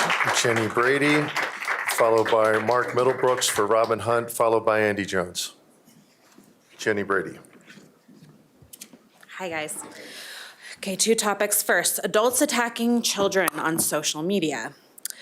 It's completely unacceptable behavior. I think that we can all agree on that. And I have a list of adults and their slanderous comments concerning Owen Wicks and his personal, honest testimony. I ask that each board member publicly denounce any adults verbally assaulting children. Additionally, I request that each of these adults apologize to Owen in the manner in which they insulted him. Topic 2, CRT in classrooms, or diversity or equity. I don't know what catchphrase you want to use. We were absolutely shocked to see so many divisive, blatantly CRT materials in our classroom. We were told definitively that CRT was not in our schools, and we have proof that it is. And I would like to ask the new superintendent, whomever it may be, and their staff to please go into every single classroom to review the materials and let parents know what is up on these walls in the classroom. Parents need to be told because it is our right as parents to have these conversations at home, not in a classroom where we have no idea what is being communicated. Thank you. Thank you, Ms. Brady. Mark Middlebrooks for Robin Hunt, followed by Andy Jones, and then Jody Losinger. Thank you. I'm sharing a statement on behalf of Robin Hunt, Dean of Students at American Academy. Good evening. My name is Robin Hunt, and I have been incredibly blessed to work for and alongside Aaron Kane for the last 11 plus years. I passionately believe that the 66,000 kids, 8,000 staff members, and the parents in DCSD deserve to have a compassionate leader with a proven track record of success. I cannot imagine a stronger, more caring, smart, and for the kids leader than Aaron Kane. Aaron Kane is a leader who exudes integrity, compassion, respect, and humility. Aaron creates a working environment where teachers, administrators, and hourly employees feel welcome and incredibly supported. Aaron is a leader who truly believes in transparency and communication. She never backs down or hides from those who disagree with her, but rather seeks to understand their perspective and address their concerns, even if they still disagree. The past couple of years have provided ample opportunity to watch Aaron navigate the highly political conversations that have impacted schools.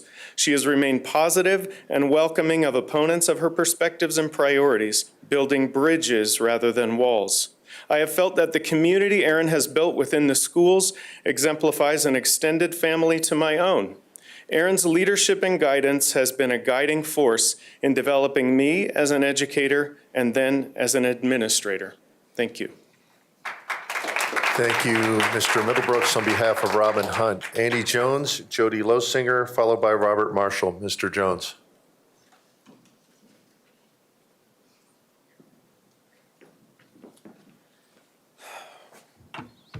Good evening, board members. My name is Andy Jones.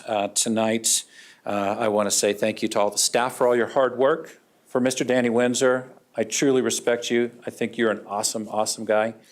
And Tonight, I am part of a minority that is actually excited about the future of this school district. I really am, and I say that in all sincerity. These are contentious times in our world. For the first time in over 70 years, there's a land war in Europe. There are rumors of war in Asia.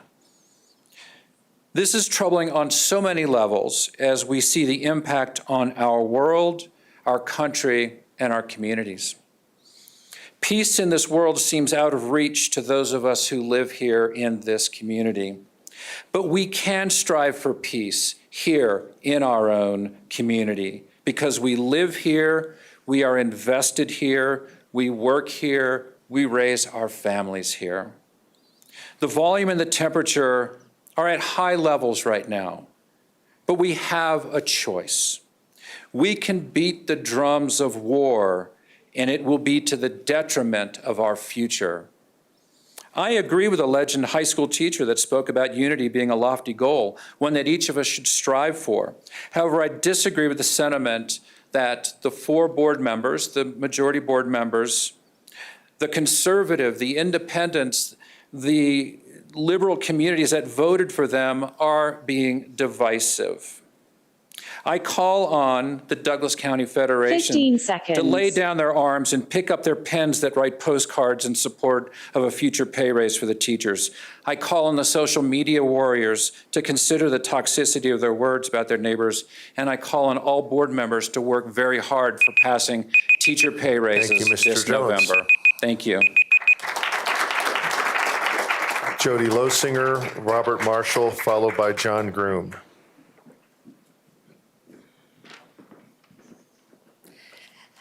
Thank you for the time to speak tonight. I have had the ability to observe Ms. Kane's leadership firsthand, first as a parent, then in roles as the PTO president, SAC vice chair, and now for the last 2.5 years as a member of the American Academy Board of Directors. I could stand up here tonight and tell you to pick Erin because she will fight for the teachers. She found a way to get her teachers an average 6% raise after the MLO in 2018, compared to the 1% Director Ray and Mr. Tucker found for the district. Or that she will fight for the kids to make up the loss of learning due to COVID. She used COVID funds to have 2 3-week intensive literacy camps for her most struggling readers this past summer. Or that she will fight for the parents because she believes in parent choice. But I want to focus on her leadership.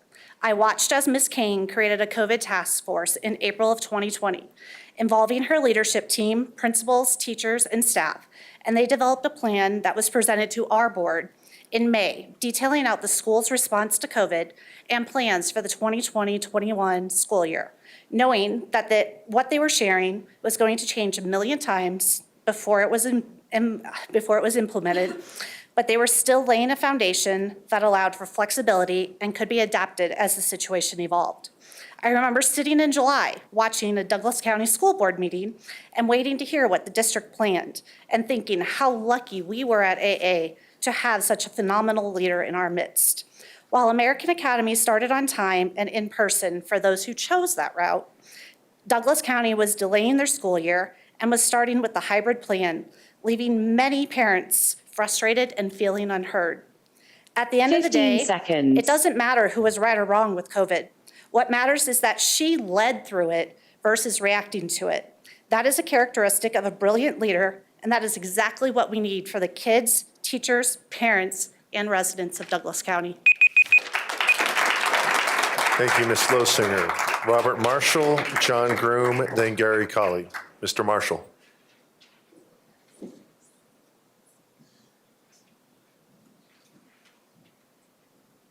I don't think Mr. Marshall's here. John Groom, who I grabbed before he walked out.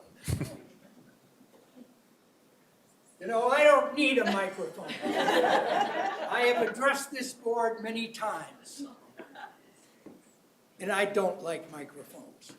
I'm here to support Erin Kane. I'm 85 years old. What the hell do you care about a school? I care because somebody cared for me. I grew up in the deep South, very divisive.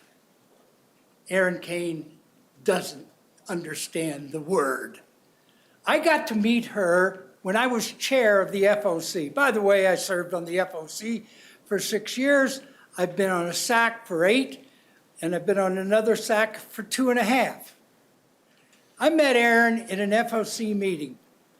I kind of needled her. She needled me back. We have formed a very good relationship.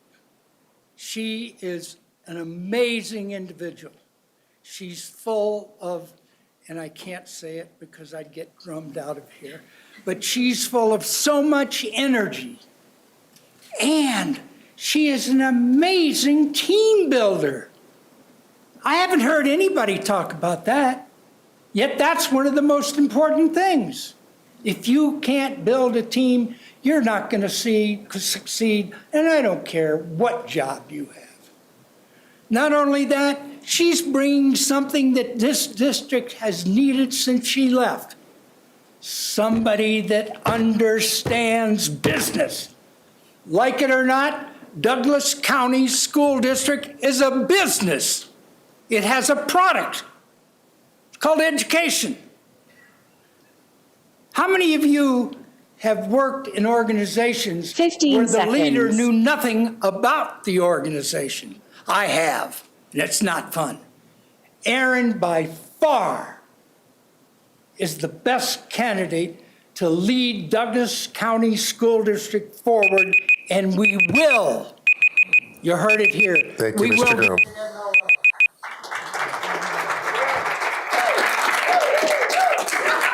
Our last live speaker for tonight is Mr. Gary Colley. We will then take a 10-minute recess, and then we will start on our Zoom speakers. First up on Zoom will be Liz Wagner, followed by Julie Bateman, followed by Lucy Squire. Mr. Colley. I have a change of direction for public comment, but I support everybody's opinions back here. This is about the presentation on mental health support. And the document I'm sending you is something I would ask you, if you favor accountability, that you would look at that in comparison to the report, the presentation given today. And it's not about the presentation at all. It's about accountability that's been lacking in the special ed and the mental health aspect of our district for quite a few years. And anybody who's serving on the board now who should have been aware of that and didn't take action to correct that, this is to address some of that. What my question is, and it's not just about mental health support, but also superintendent searches, anything related to the district. Who provides oversight and assures accountability from everybody across the district and does so in a timely manner? Now, you can read the rest of this, but specifically what I focused on that report for the mental health presentation was how much talk was there about collaboration within the community. Through the CAC, I've advocated so much for special needs parents without a background in special ed myself that were frustrated by the lack of true collaboration and input from parents in those meetings. You walk out of it, you express your view, but nothing changes.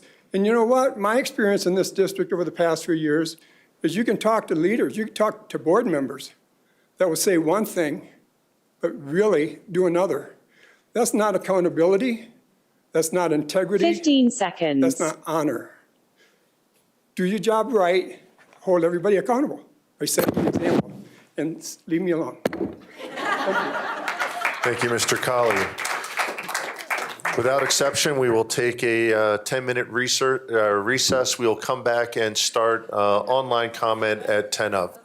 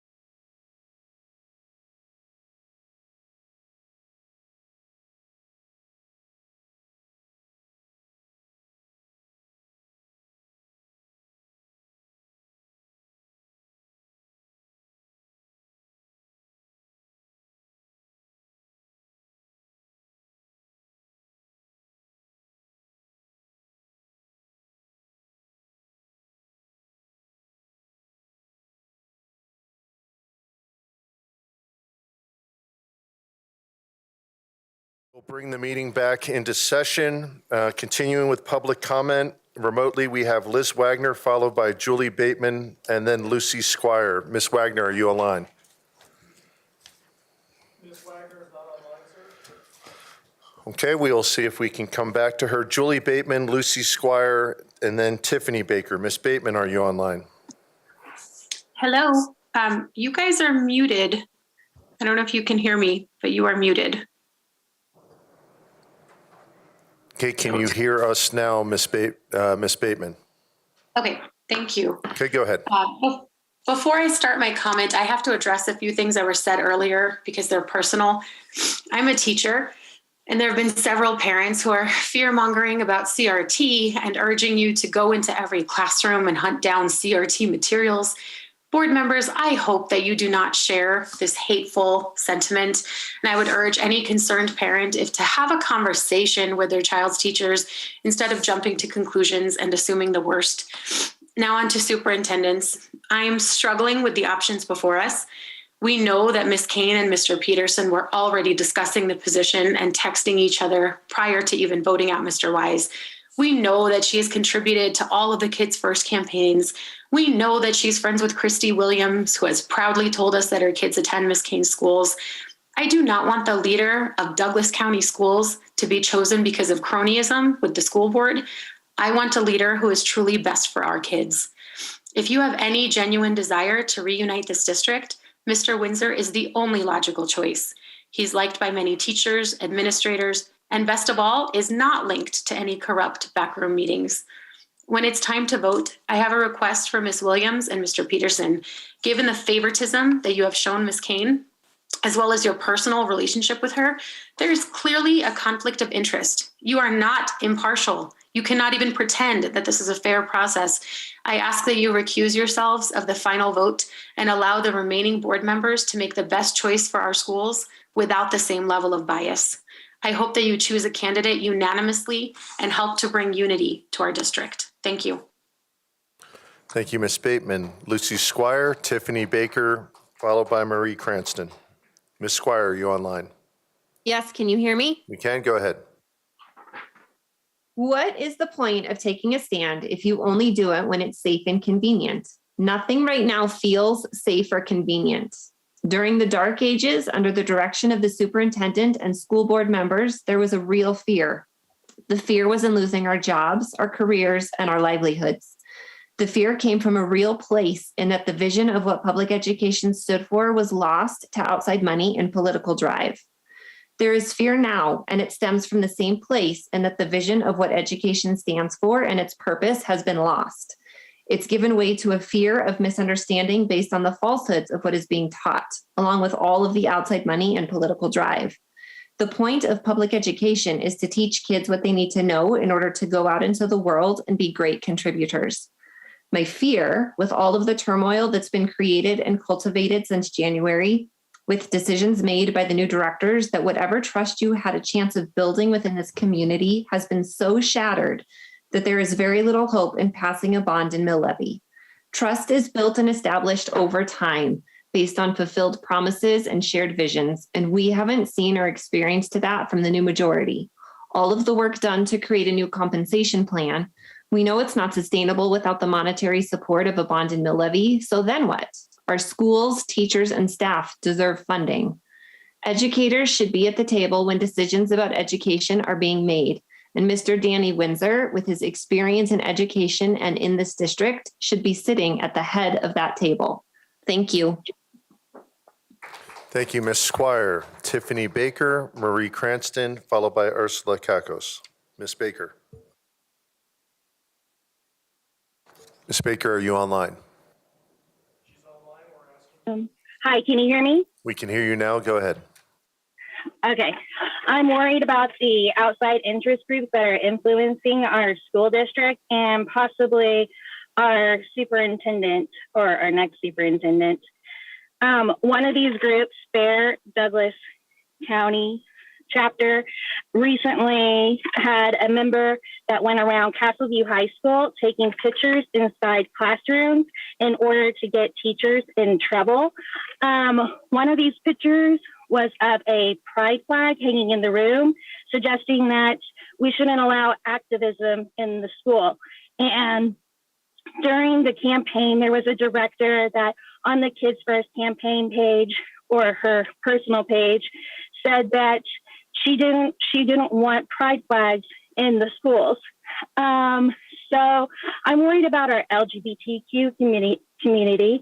The leader of the FAIR Douglas County chapter spoke at the last meeting in favor of Superintendent candidate Kane, Aaron Kane, and which is concerning. She is a divisive choice. Additionally, Aaron Kane is on the Parents Advocating for DCSD Students page that on different instances has had posts of parents railing against transgender kids in our DCSD schools. And then there's also Leadership Program of the Rockies, which she's alumni of. Her first hire as interim superintendent was Will Trackman, who's also alumni of Leadership Program of the Rockies, and helped with the case against 15 seconds. So that concludes my comment for tonight. We need to go for a candidate that is less divisive and will support mental health services in our district. Thank you. Thank you, Ms. Baker. Marie Cranston, Ursula Kakos, followed by Stephanie Chansey. Ms. Cranston, are you online?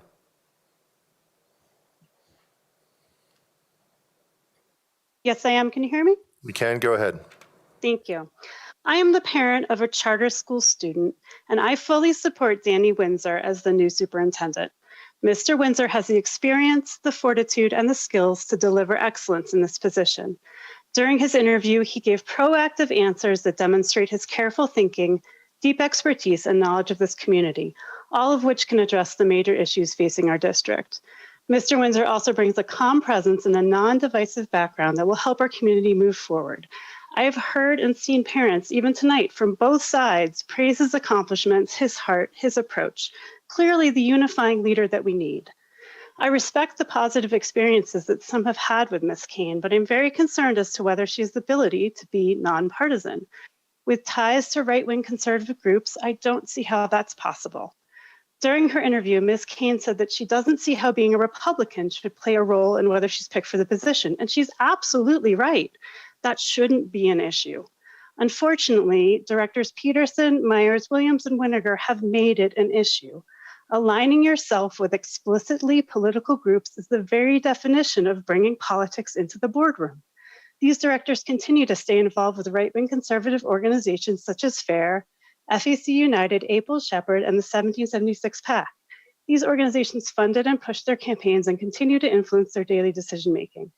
Until the 4 new board members sever ties with right-wing political organizations, they are not fulfilling their promise to keep politics out of the boardroom and our schools, nor are they working to unite this community. I have absolutely no idea what Mr. Windsor's political affiliation is, and that says a lot. We need a unifying force for our school community.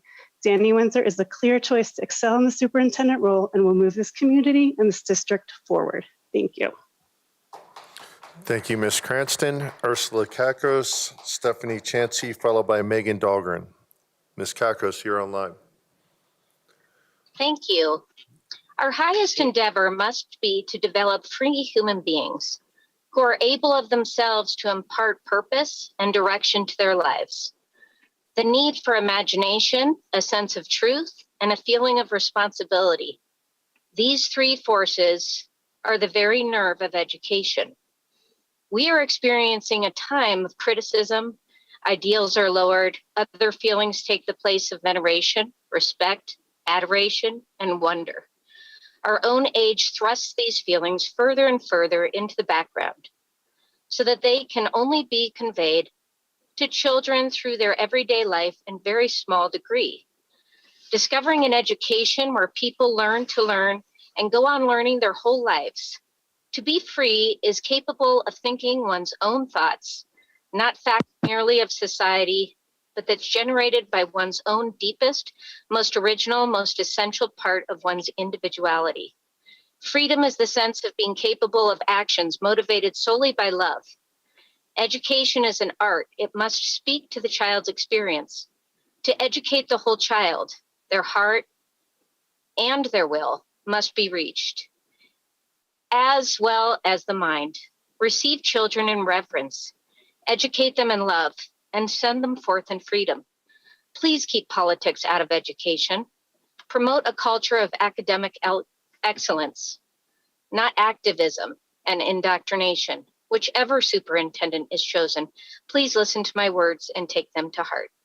Thank you very much. Thank you, Ms. Kakos. Stephanie Chansey, Megan Dahlgren, followed by Danielle Bryan. Ms. Chansey, are you online? That was stupid. That's not gonna do anything. Can we hang up now? Okay, Megan Dahlgren, Danielle Bryan, followed by Tanya Neely. Ms. Dahlgren, are you online? I am. Can you hear me? We can. Go ahead. As a DCSD parent, DCSD special education teacher, and as the DUGCO taxpayer, I'm troubled. Firing our superintendent bred turmoil and endangers a foundational tenet that binds this board together: teacher compensation and teacher retention. In DCSD's history, we've already experienced the impact of turmoil and political infighting, mass teacher exodus. At a time of unprecedented teacher attrition, we cannot afford to lose teachers. As a community, as a district, we must bridge this arbitrary political divide, funded and fueled by outside interest groups, or we'll all suffer unrecoverable losses, a loss of great teachers, knowledge and experience, loss of a quality education for our kids, and a loss of property values. As the largest employer in Douglas County, DCSD impacts our local economy, an economy already plagued by the woes of a pandemic. You must convince our community that you can be trusted with an MLO. Please foster trust. Demonstrate our community is paramount, not outside money or special interest political action committees.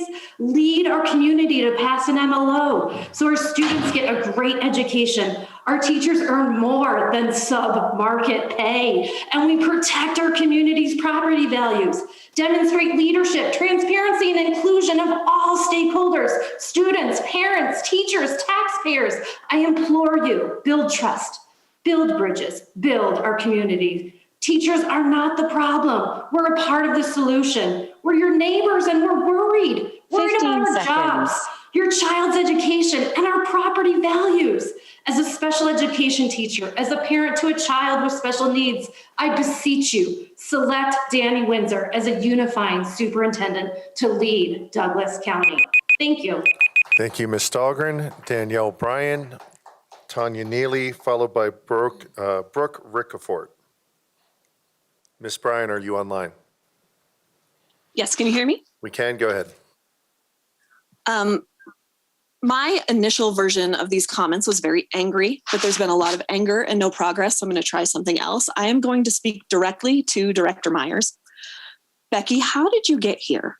I'm going to guess that it wasn't your idea and that someone you respect told you that you would be great for this position. Maybe they said that you were the only person in your voting district who could win the election and make real change. I would guess they use words you believe in, like choice and freedom and putting kids first. And I'll be honest, that would have worked on me.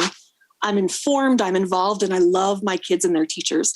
I would have thought, of course they're asking me, I'm going to be so good at this. But watching you now, it is so obvious that you were sold a false bill of goods. I'd bet my life that you never expected to be snubbed by the community you wanted to serve, or have your morals called into question, or be made into a series of memes being passed around on social media. I would find this humiliating, and like you, I would also double down on my position, thinking that if I back down now, then everyone will know I'd been played. And you were. And I'm sorry, but you can fix this. You don't have to be publicly recalled and removed from office. This vote is your legacy, not your years of service in the classroom or involvement in your church or community, because memories are short and your friends and colleagues are going to remember you for this moment right now. And if you choose to save or sink our district, Danny Windsor represents the best of us, not just our schools, but the best of people. There's a goodness in him that is special and rare, and we're lucky to have him. He's an exceptional leader. With Danny as our superintendent, he can bring this community back together, give our teachers and students a much needed sense of support and stability, and we can win a new MLO measure in November. 15 I'm not seconds. saying that Erin Kane is not qualified. She has an impressive resume, but this is so much bigger than her. If you care about healing this district, then you will exceed our expectations and vote for Danny Windsor. Right now, your fellow teachers and community members are looking to you as our Ms. one Bryan. shot. Tanya Neely, Brooke Ricafort, followed by Jennifer Bosley. Ms. Neely, are you online? I am. Go ahead. As a parent in the district and as a former teacher, I'm extremely concerned about our district's ability to retain our staff, not only our teachers, but also school leadership and paraprofessionals who all play such a vital role in our children's education. A thriving school is one in which all the staff who interact with children are passionate about being there. They feel valued, heard, and are compensated as the professionals they are. It is in the parents' and the greater community's best interest to support stability and consistency in the staff who touch our children's lives each day. Teaching staff who remain in their schools get to know students over a period of years. They stay connected to siblings and families, building a greater capacity to work with and support those families and advocate for their students. Our children deserve to go to school where they are welcome. They feel seen, heard, supported, and even loved. That happens just like parenting, with consistency and stability among the adults in their lives. Teaching staff and school leadership who build careers in their schools know each other well and are better able to collaboratively work together, analyze data to support student achievement, connect with previous and future teachers to support social, emotional, or other needs. At the moment in Douglas County, teachers, support staff, and school leadership do not have incentives to remain here. The nationwide teacher shortage, coupled with neighboring districts' ability to better compensate their staff, is a huge incentive to look elsewhere. Neighboring districts that show they value their staff by giving them a voice and a seat at the table, who enable their staff to advocate and speak up for students without fear, will also be an incentive to leave DCSD. We personally love our neighborhood school, and our whole family has built strong relationships with our daughter's teachers. I would hate to see that change. What commitments can this board make to current and potential future staff within Douglas County that there is a long-term career worth building under leadership that recognizes the value of stability and longevity in the workforce? Thank you, Ms. Neely. Brooke Ricafort, Jennifer Bosley, followed by Rachel Garmers. Ms. Ricafort, are you on? I am. Thank you. Can you hear me? We can. Go ahead. Thank you. Good evening, and I thank you for the opportunity to speak to you all. I am the proud parent of 2 DCSD students, one of which has an IEP. I am a current PTO president, and I'm speaking on behalf of myself and 2 previous presidents who've had the honor and pleasure of working with Erin Kane on our SAC committee. I myself have been on this committee for the past 2 years, which, dare I say, have been the 2 most challenging in our school and district's history. The amount of information that we meticulously reviewed ranged from COVID numbers and health data, educational and mental health feedback from both student and parent surveys, and financial disclosures of both our state and school data. This close working relationship and attention to detail should absolutely be a factor when considering hiring anyone for any job, contrary to what has been said previously tonight. These past 2 years have given me an insight and complete confidence that Erin Kane will translate her knowledge and compassion to our district. She's done it before as the interim superintendent. While we were saddened to hear she didn't get that job, I've heard from several teachers, staff, and parents who cheered upon her return to our schools, knowing that we got our wonderful leadership back. In that time back in our schools, she has furthered her education and knowledge of our local and state data, all while remaining dedicated to our children's mental health and academic advancement. My child with an IEP included, as highlighted by the offering of a summer enrichment program, for which I will be forever grateful. I'm confident that she will take that same knowledge and compassion to the district level and get our district back to the prominence it once had and into the direction it deserves. I thank you for posting the public interviews of both extremely qualified candidates, but my confidence lies in Aaron Kane. I thank you for all of your hard work in this process and for Thank continuing you, to fight Ms. the good fight. Ricafort. Jennifer Bosley, Rachel Garmers, followed by Brandy Bradley. Ms. Bosley, are you online? I am. Can you hear me? We can. Go ahead. Hi, I'm a parent and in DCSD and have students in our neighborhood schools for over 20 years. During this time, I've learned that success only happens when we listen to the teachers. So tonight, I am sharing a statement from one of our favorite and longtime DCSD teachers in regards to the hiring of a new superintendent. I would ask that the board consider the qualification of the candidates as they relate to the most basic building block of our schools, the teachers. We have degrees in education, many at the graduate level, and a combined many thousands of years of experience. To hire someone to run an education system that does not hold any formal degrees in education itself, or classroom experience for that matter, is really an affront to the years of school, training, professional development, and day in, day out experiences that make so many of us the experts in the field that we are. School districts are not for-profit businesses in a competition model and should not be run as such. The educational world is inherently collaborative, not competitive. If teachers do not have trust in their leaders, our collaborative power is diminished, and our professional expertise is overridden by an arrogance of ignorance about the realities of the job.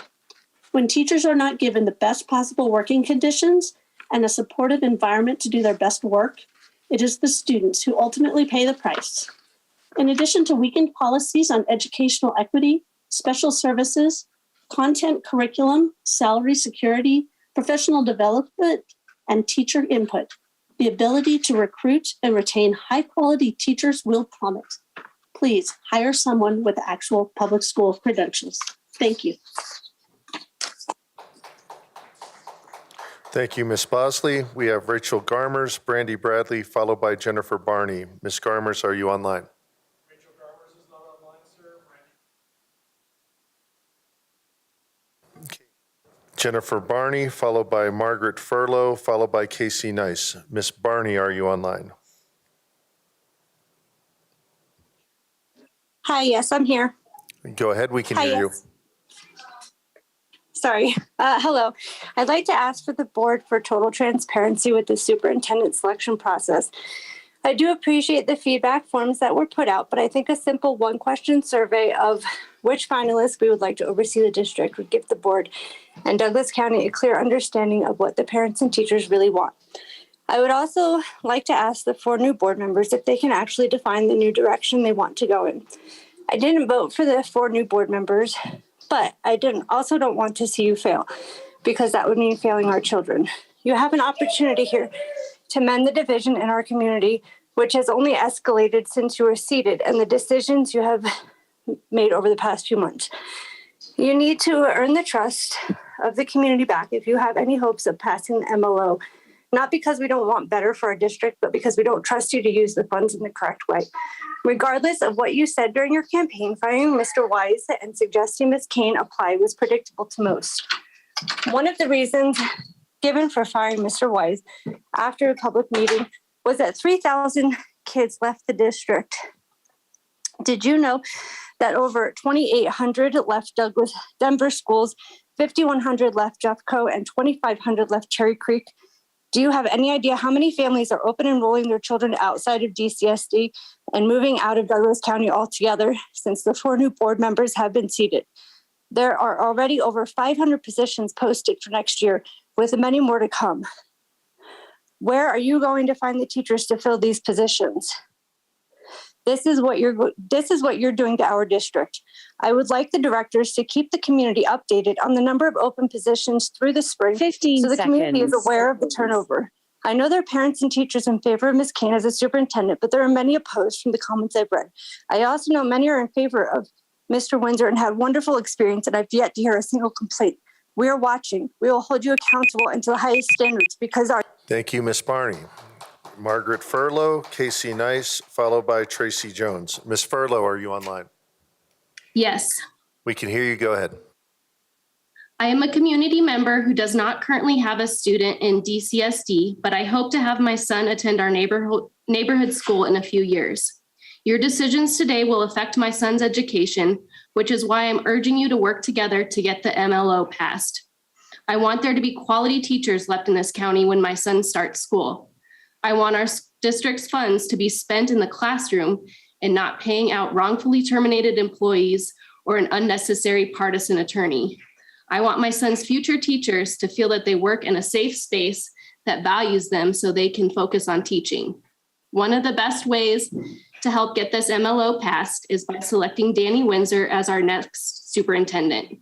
He has a broad background working in public education.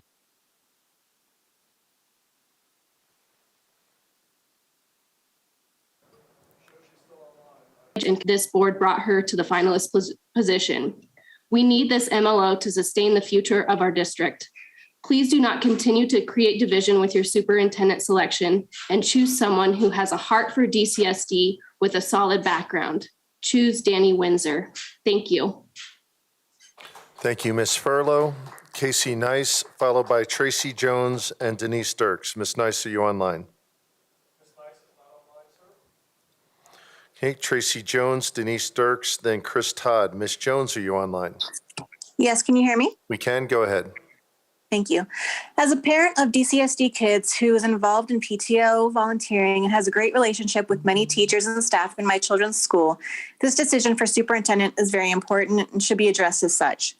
Last week, all board members mentioned that they want what is best for their teachers. It was said that the teachers need more pay and that there is a need to keep good teachers. The word stability was used. However, I would like for the majority board to really take what was said into consideration. If you are for the teachers, why aren't you getting their feedback on things before making incredibly impactful decisions for them and their district? I agree. We really do need stability in these schools for our kiddos and for these teachers. I loved what Director Ray said last week. Value for teachers goes far beyond compensation. A work environment is very important, and happy teachers make good teachers. Please listen to this. It is very true and relevant today. I know we cannot change the past, so moving forward, I ask that you take all of Douglas County, including teachers, staff, children, and parents' ideas into consideration when making the new superintendent choice. Take all of the feedback received and these public hearing comments regarding the new superintendent and base your decisions off those and not a predetermined or political agenda. Mr. Windsor said it best when he said, "It's not about being right, but about doing what is right." This is why my vote would be for Danny Windsor. This community needs someone like him, and I believe we would thrive under his leadership.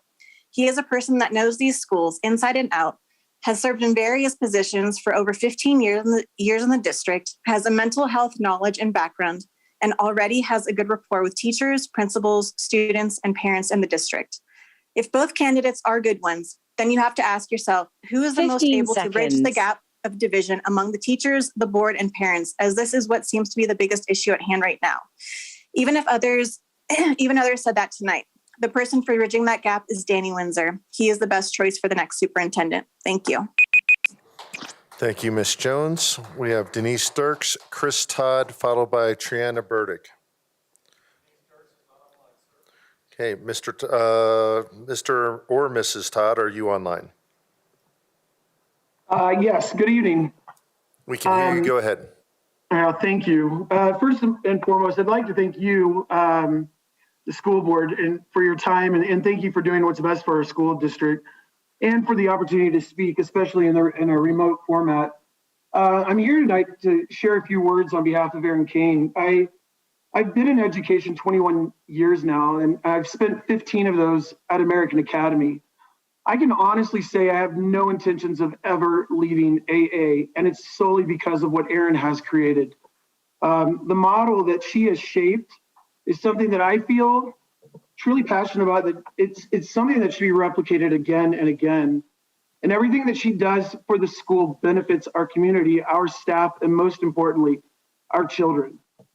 Where we are now and what we've been able to accomplish over the past 15 years is because of what I believe is Erin's biggest attribute, her transparency. Not only is she completely upfront about what is going on within our school community, but she backs it with data, and she doesn't just back it. She explains and she walks you through it, what it means, so that everyone is clear on the when, the how, and the why. And more importantly, the decisions that are made for our community are made with feedback and input from our parents, our staff, and our students. And honestly, why I'd be saddened at the thought of losing Erin as head of AA, I truly believe that she would be an amazing asset to the Douglas County School District in a way that would benefit everyone. Thank you.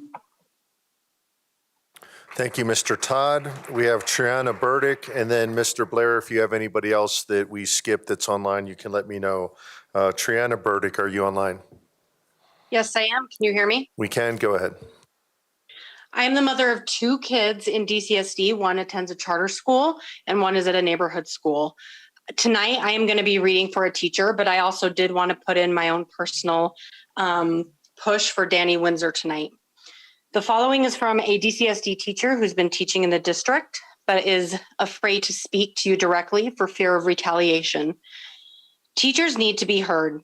The last time we had a reform board, teacher evaluations were changed without teacher input. One of the indicators asked teachers to meet with students individually once per week. While this works well in small elementary classrooms, this does not work at the high school level, where we have classes of over 50 students and only 230 minutes of instruction time per week. If I were to actually arrange my week to meet this indicator, I would not have time to teach the actual curriculum, thereby creating an unnavigable situation. I received a rating of partially efficient on this indicator because I chose to prioritize teaching, and despite my evaluators recognizing the no-win scenario. While it is unclear what direction you intend to move the district, if you intend to change our evaluations, please include teacher voices. Not only is this kind of collaborative effort the best and easiest way to create teacher buy-in, it also ensures that ideas that seem good in theory will actually be effective in practice. Thank you. Thank you, Ms. Burdick. Mr. Blair, do we have any other speakers that were skipped online?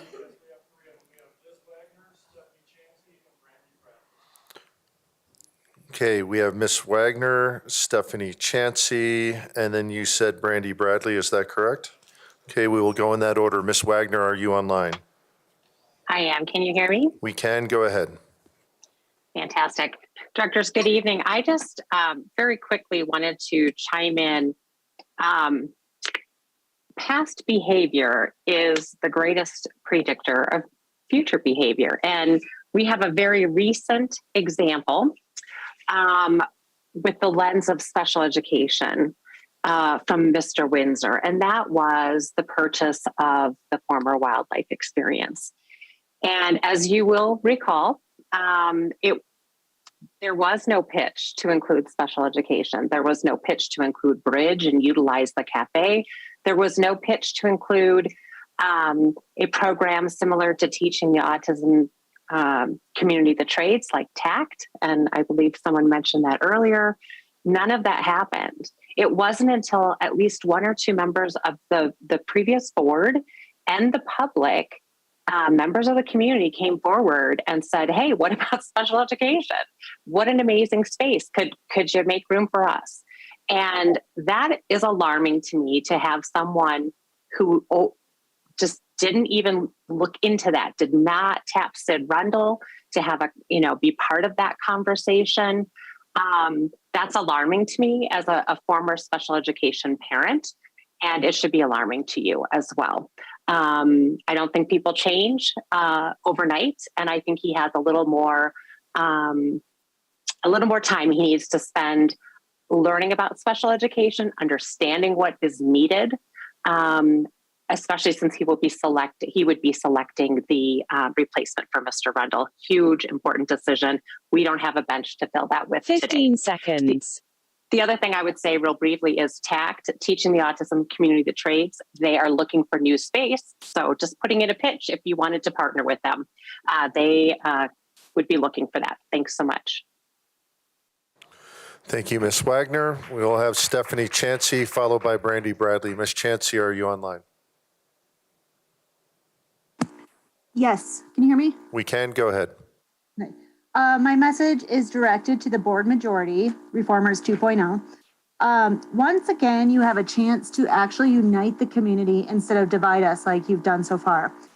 You have had several chances and you've done exactly the opposite of what the community and educators have begged of you. Obviously, we need a bond and MLO to pass so our teachers won't face the pay freeze in 2 years. I'm not sure if you realize how much work it takes to get a bond and MLO to pass in Douglas County. I was one of the many volunteers who fought tooth and nail for a bond and MLO in 2018. We canvassed, painted cars, and spent thousands of hours to educate the community on the necessity of an MLO. Without the support and help of the grassroots groups who fought against you, there is no way that you will get this passed. Therefore, you need to gain our trust if you need this MLO. A way to gain our trust is to vote for and start our team with the meeting. Not the team with the backward meeting. I do trust the level of solar rules as well. None of your actions thus far have supported support. We know that you will fight through with your agenda to defend our schools and DCSD. Hiring Aaron Kane is the start of this plan, as it is not getting the much needed MLO. Finally, to practically say that you are taking a district in a different direction, but have yet to say what that means. How do you know which candidate is most qualified if you can't vocalize what direction you're taking? Please explain it. Thank you. Thank you, Ms. Chansey. Final speaker tonight will be Brandy Bradley. Is Brandy Bradley online? Can you hear me? We can. Go ahead. My name is Brandy Bradley. I have 4 children in Douglas County Schools.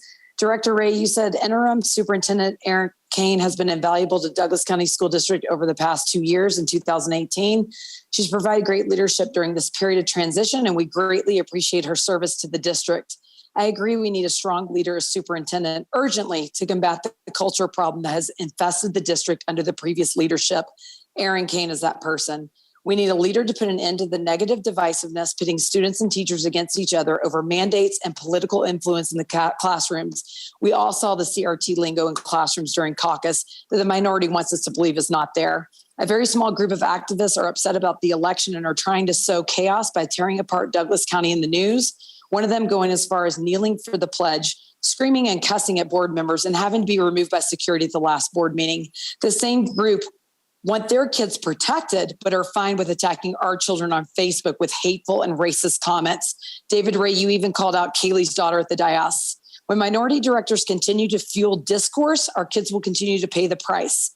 Political activism and calling out a subset of kids while screaming at others for not protecting yours is the liberal agenda. It's hypocritical, ugly, and creating a deepening divide. David Ray, your friend Rhonda called me last Wednesday and told me you're a compassionate man of Christ. I have yet to see this side of you. My God teaches us to love, have compassion, grace, and mercy for all, not just the ones who lean to your ideas and narratives. As a man of Christ, you're supposed to bring the community together, not deepen the divide, to show respect to your fellow directors, not slander them through social media and false stories to the press.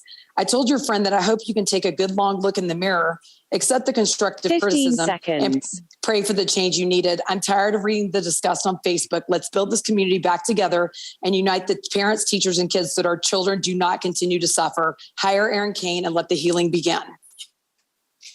Thank you, Ms. Bradley. That'll end public comment. Without exception, we'll take a 5-minute recess to allow the room to clear, and we will start up again at 7:35.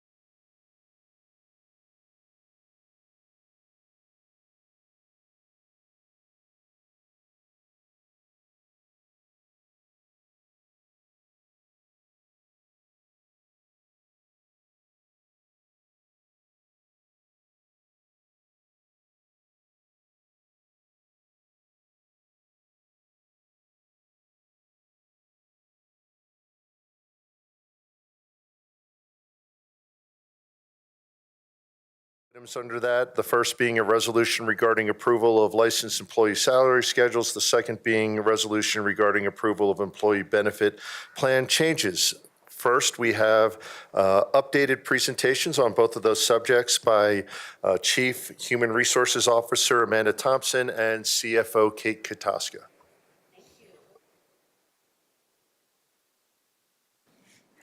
Okay, thank you for the opportunity to provide you any new updates, including recapping our compensation employee feedback, and then also sharing with you about our benefits employee feedback. So this slide here is just a recap of what we've shared before, but it's important to see here this evening there are many positives about this new proposed license compensation system, including that, again, as we shared last time, our individuals, our teachers can look and predict out what their earning capabilities are, where in our current system, that's a little bit more difficult to do. And again, having individuals paid in similar fashion to those with their same credentials, and of course honoring continuing education, and it gets us on the map to become more competitive with our neighbors. Again, this is a recap of what else. We just left it wide open for our licensed staff to share. What else do they want us to know? Again, in certain places, as we've discussed, we still have opportunity to improve our schedules.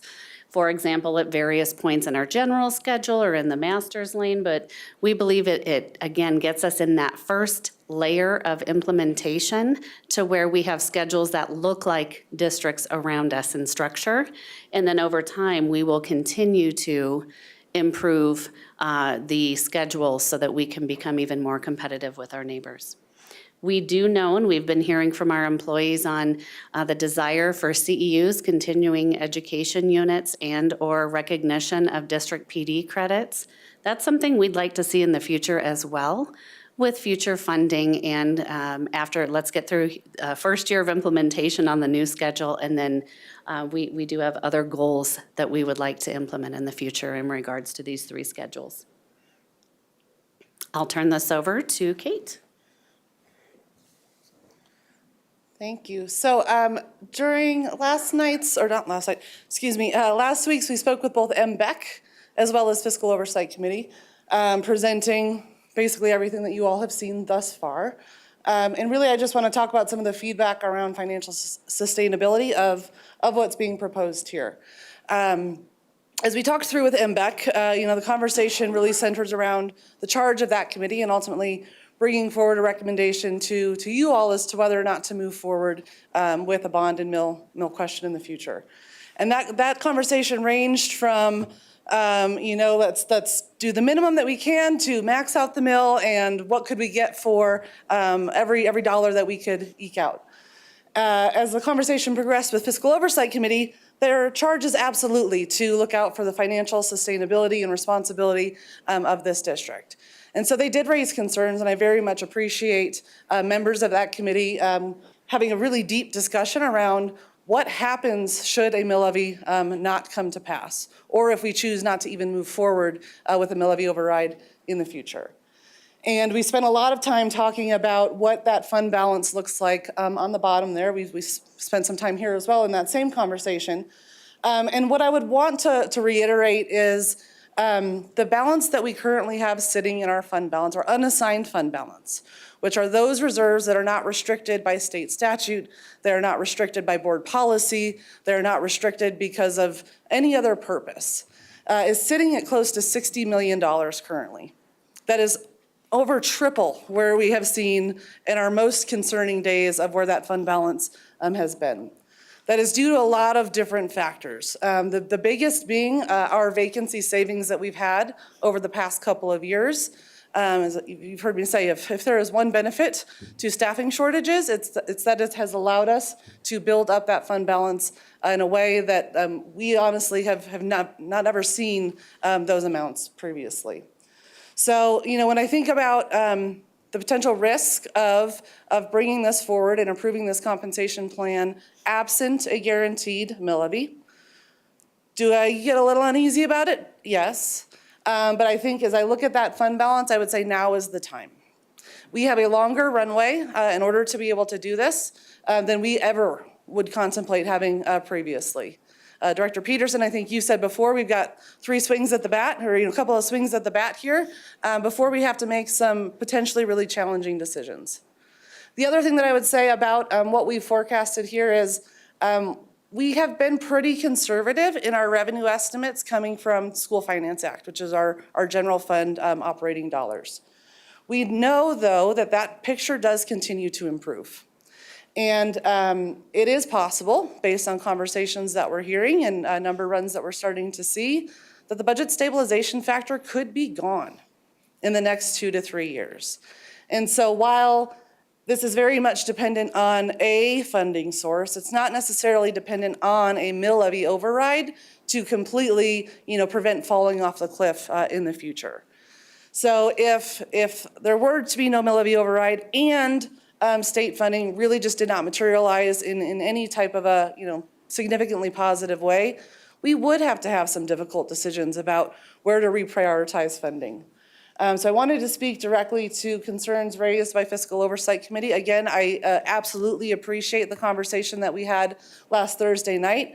I really value the input of our committee members. We have a lot of new committee members as well, and they dug right in. Also had a conversation with them just about sort of the timing of where we're at. So normally our Fiscal Oversight Committee makes an annual budget recommendation along with our proposed and adopted budget timelines.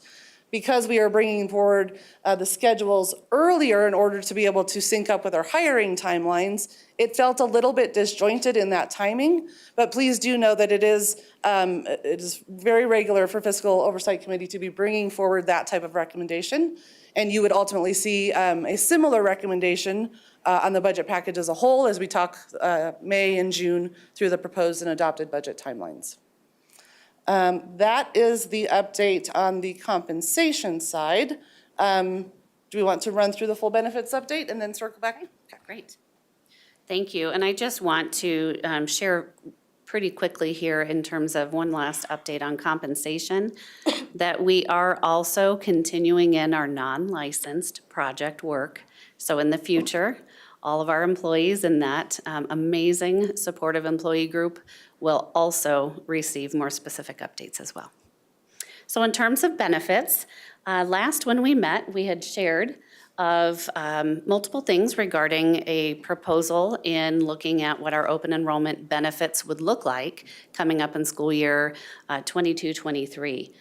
Part of that is, just to reiterate, we have continued to value now and into the future employee choice. So what that means is we want to make sure that our employees have the option to choose what their benefit plan structures can be, whether it, giving multiple carriers, giving them as many options within those multiple carriers as possible so that they can find the right benefit plan for them. That also showed itself in the survey results that we shared recently. We are, again, very proud that we have worked hard with our finance team to absorb the employee and employer benefit premium increases annually to shield our employees from that impact. And overall, you'll see the breakdown in terms of the percentage the district and employees pay. And again, only once in many, many years since the 14-15 school year have we had to pass on a premium increase, and it was 50% of that premium increase. And then over time, we have provided benefit stability in that we have tried not to make a lot of various changes, and when we have, it has been minimal. So any time that we are making changes, we want to look at what is the least disruptive, and we spoke about that last time. This is new information for everyone. So we had the opportunity to share an update out with our staff after our last meeting together. And we asked them these questions. What questions do they have about the proposed changes, and what supports would be needed? And that is still open for employees to respond back to as well. And again, common themes are just to help our employees understand the differences between all of the plans. What is the difference with the change? We spoke about how it's a replication. We'll go into those details here in a bit. And just to continue to help them understand all the details and nuances of what those changes mean. and helping everyone understand that we're not changing any kind of HSA contributions.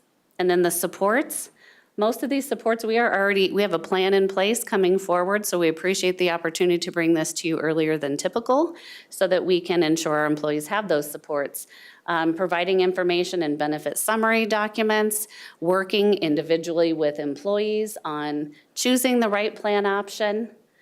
A big thought of, and there is a link that was in that original communication to our employees. They can actually look up their doctors to see under both plans. And then a lot of questions around employees' individual circumstances, whether it's a particular high needs prescription or high health issue going on with themselves or in their families, that they wanted some counseling support to ensure that they are choosing the right benefit option. Let me go back. Additional feedback and highlights. So we met with our employee council and spent quite a lot of time, and our partners with Locked In and our benefits team also joined. And overall, this is from all employees, including a quote from our employee council, looking at providing an option to save money and giving employees continued choice. Some voice that they're excited for the opportunity to change and go back to a plan they once had, thanking us for keeping Kaiser, and really looking at ensuring we communicate really effectively with our staff. This is a recap from last time. It'll be better summarized here in an upcoming slide, but this is, again, the proposed for renewal in 22-23 would be offering our Kaiser 2 plans, shifting to a United Healthcare plan. However, replicating our current PPO and high deductible plans, and then also offering a third, more affordable plan called the Colorado Doctors Plan. This, again, has been shared in the past, and you'll see here, we are just being extremely clear with everyone so they can start to review this information, and the more information will be coming soon. But this is the breakdown of maximum out-of-pocket under each of the United Healthcare plans and the Colorado Doctors Plan. And there's some highlights looking at for the Colorado Doctors Plan for those that choose it. No primary care physician copays or urgent care copays. No copays for all of those on the far right. And if you were to take our current plans and overlay it onto the PPO and the HDHP, it would be the same, so minimal disruption. Again, this is an assurance that there will be no premium increases. So in the second to the right column, you'll see current and proposed premiums, and there would be no changes. And then the same would be, this is for the Kaiser Medical Plan summary, and I just want to note for the board, this wasn't you'll see a change for this slide. It was an exact replication. We had this listed twice, our apologies for that. So we've actually made it larger for everyone to see. So this is an exact replica. Nothing would change with Kaiser options. No premium increase changes either. So in terms of Delta Dental or dental plan offerings, there will be no changes to those plan offerings, no changes to premium offerings for employees. So that remains the same, along with vision service plan for those that elect vision coverage. So very minimal disruption. The big question, what are we going to do to support as we transition or propose to transition to a new plan? So in partnership with, this is from United Healthcare, we are sending out mailers to help employees know of their options under our medical plans, continue to email and share out key messages, starting a pre-member website so that if individuals want to go dig around and take a look at what that would look like, they have the opportunity to do that. And then we're producing with United Healthcare information videos or webinars so that people can log in and look at what is a high deductible plan or what does it look like with this, what hospitals are offered. Again, more information in terms of helping everyone understand what this change looks like. Lots of communication, mailers, emails, engagement. Phone numbers are available as well. The United Healthcare team is ready to answer some questions. In the benefits office, we're ready to answer questions. And in fact, as we've seen questions come through in our engagement process with our employees, we've started to reach out with their questions and starting that counseling process with them for their benefits. In terms of pre-enrollment member website, this is just an example of different tools, resources, looking at the mobile capabilities for our employees, how different members who might have accessibility needs, we can meet their needs, and finding the easiest way for our employees to navigate for those who choose United Healthcare. Also, something to keep note of, and we can continue to share more in the future about this, is there is an option of transition of care. And for those with in process for healthcare needs going on, I know that our guest last time, Mr. Calderon, shared about someone who is having a baby, would get to still go through that process with their current provider and provide that transition of care. There's a process to do so. But they are willing to work with us to make it as easy for our employees as possible to look into that. So here are some examples of what would be qualifiable through a process as a transition of care to ensure that our employees are getting and/or their family members are getting the services that they need with their current system, and then help them to transition at a particular point to the system that they choose. For example, a major surgery that has a serious follow-up process, chronic conditions that need regular active treatments, someone who is a transplant candidate, someone who is experiencing cancer. We would want to make sure that we have smooth services for our employees. So this is the summary slide for reference. So again, and with medical, we would be maintaining employee choice and providing multiple carriers.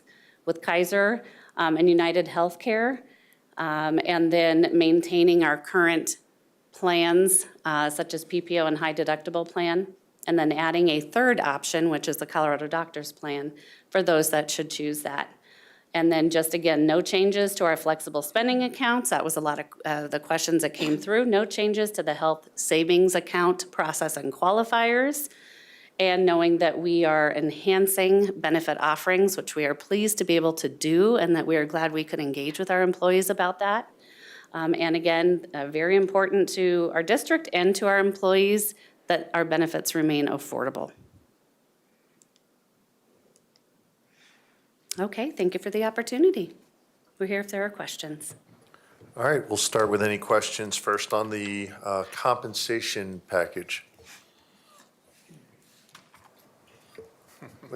Go ahead, Director Weiner. I have comments, but not questions. Yeah, so if someone has one and only liaison to the FOC, right?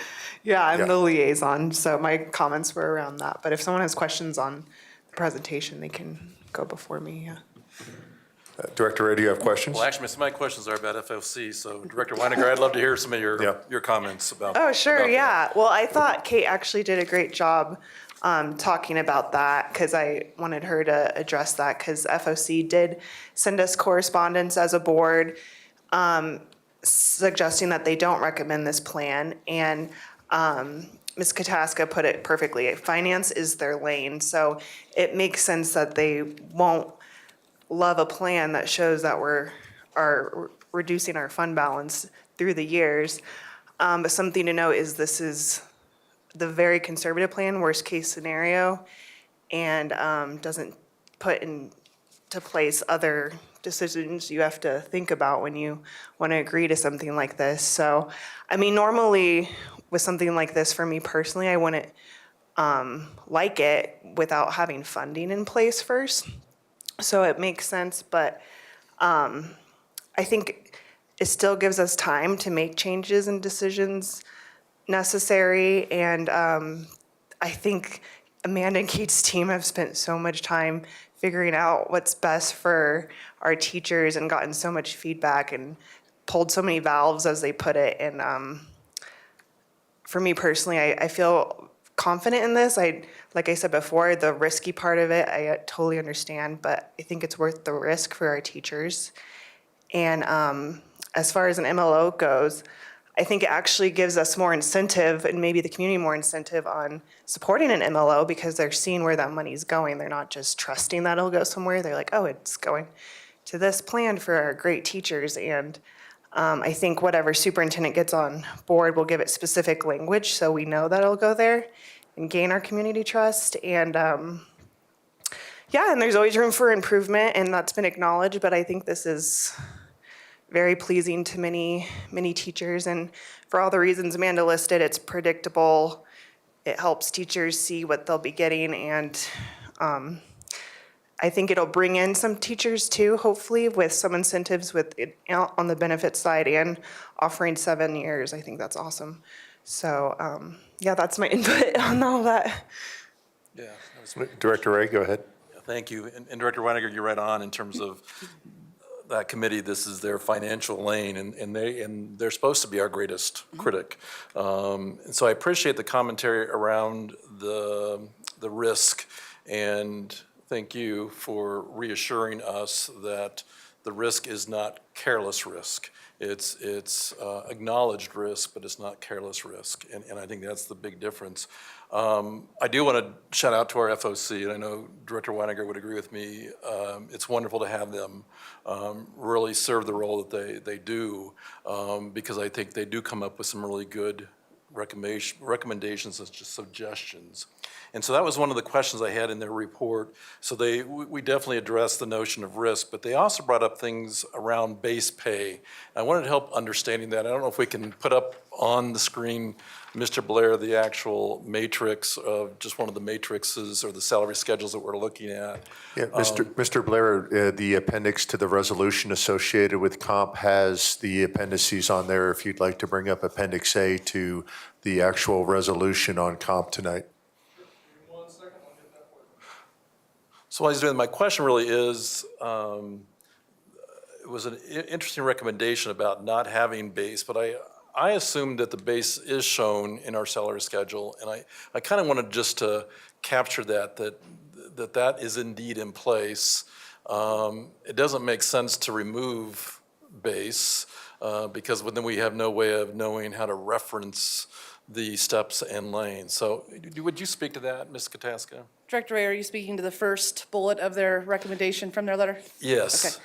Yes. So, well, that'll be fun to look at sideways. I give you eye charts all the time, if we can bring up slide 3 and then rotate it, that would be awesome.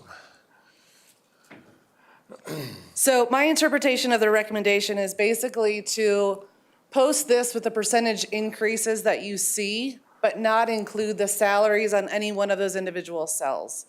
The thing that makes that impossible is that our base salaries, our starting salary is not changing for next year. And so really, because we are proposing keeping that to the levels that they're at currently, and then everything builds from that base, while yes, we could take all of those salaries off, anyone with a calculator could go and put them right back in.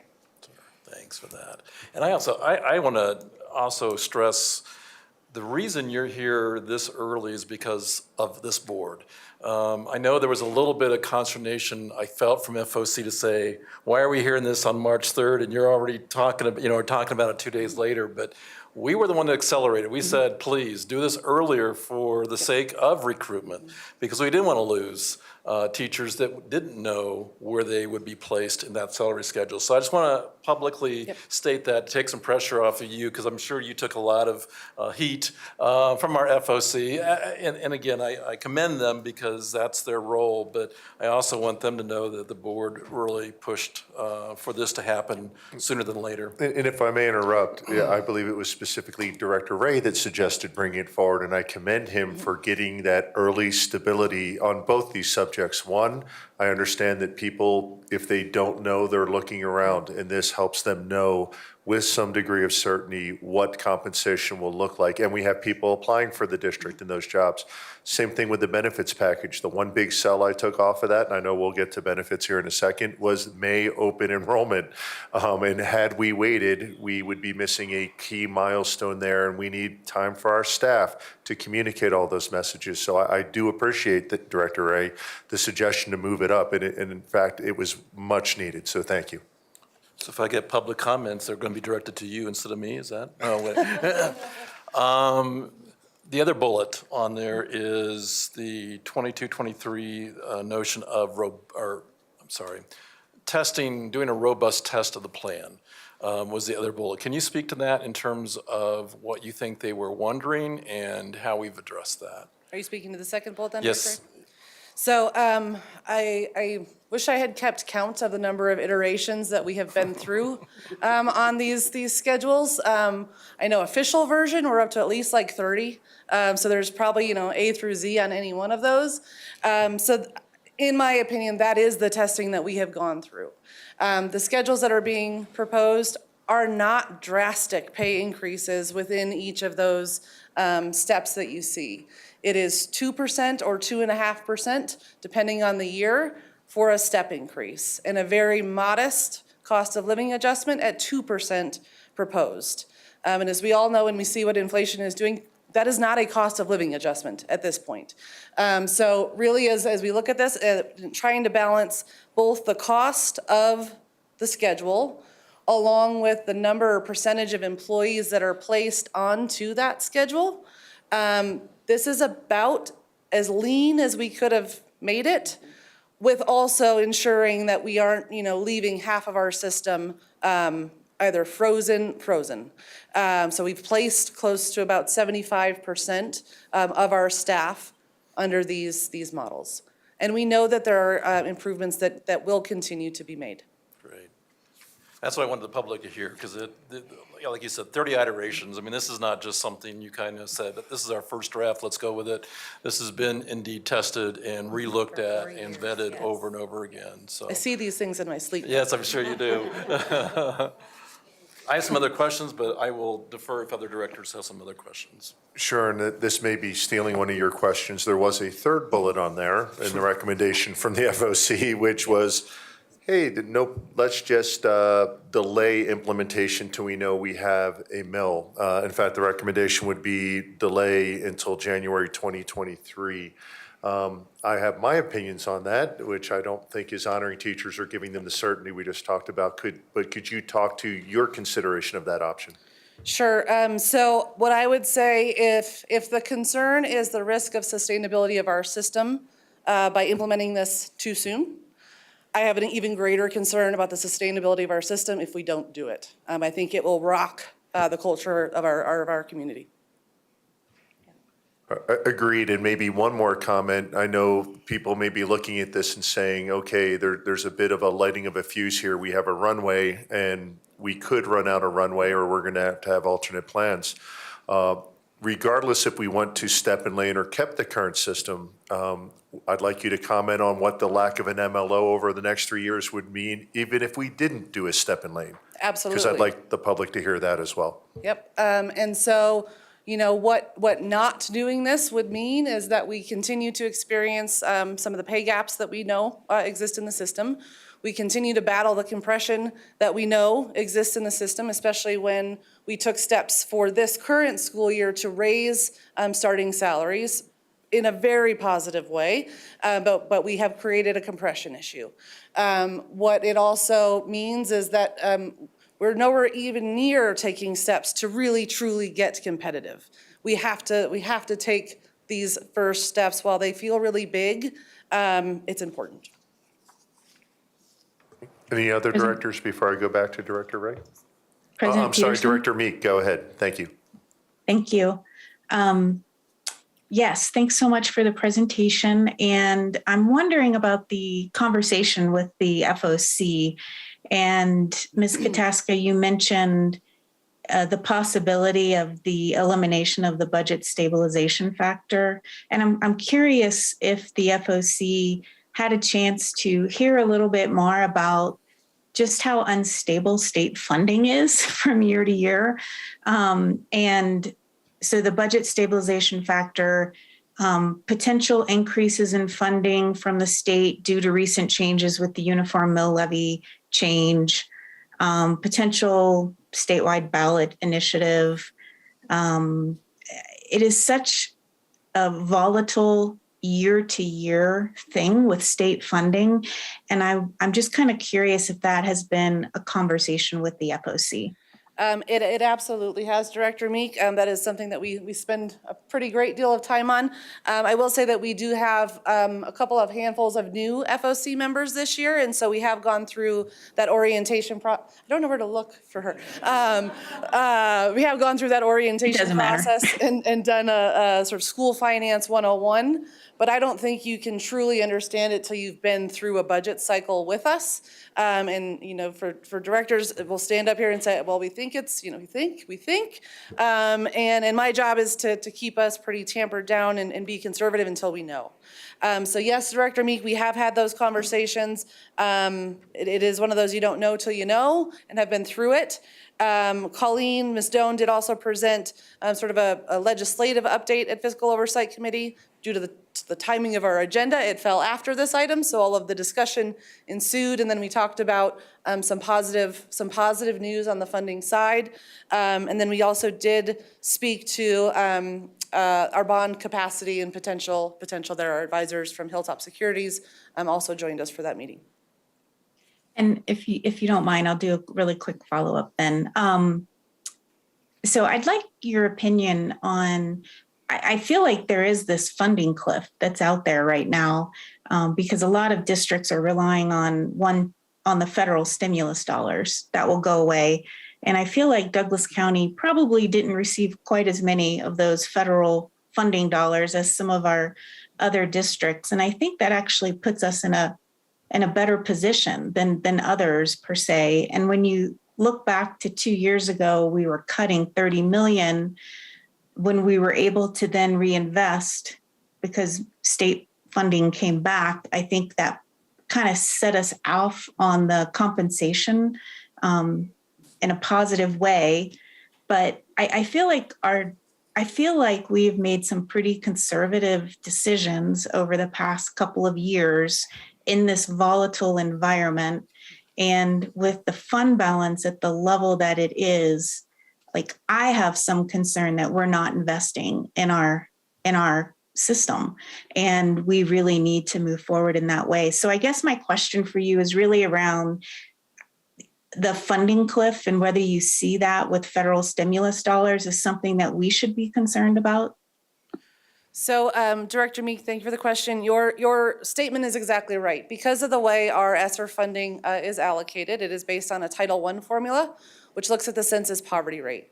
And so in that way, our per pupil amount of money that we received is far less than our neighbors because of our poverty rate. I would say, you know, there are districts that were receiving $2,000 to $2,500 per student. If you look at the total amount of ESSER funding over all students in a district, we received about $180 per student. And so very grateful for the money. We have put it to good use. To your point, Director Meek, we didn't invest in a lot of ongoing resources. We knew that we would have to plan differently than those districts who were receiving $2,000, $2,500 per student. So the vast majority of it is going into one-time costs. A large portion of almost the entirety of ESSER 2 was spent on our remote learning programs that are in place for this year. Those will largely discontinue for next year.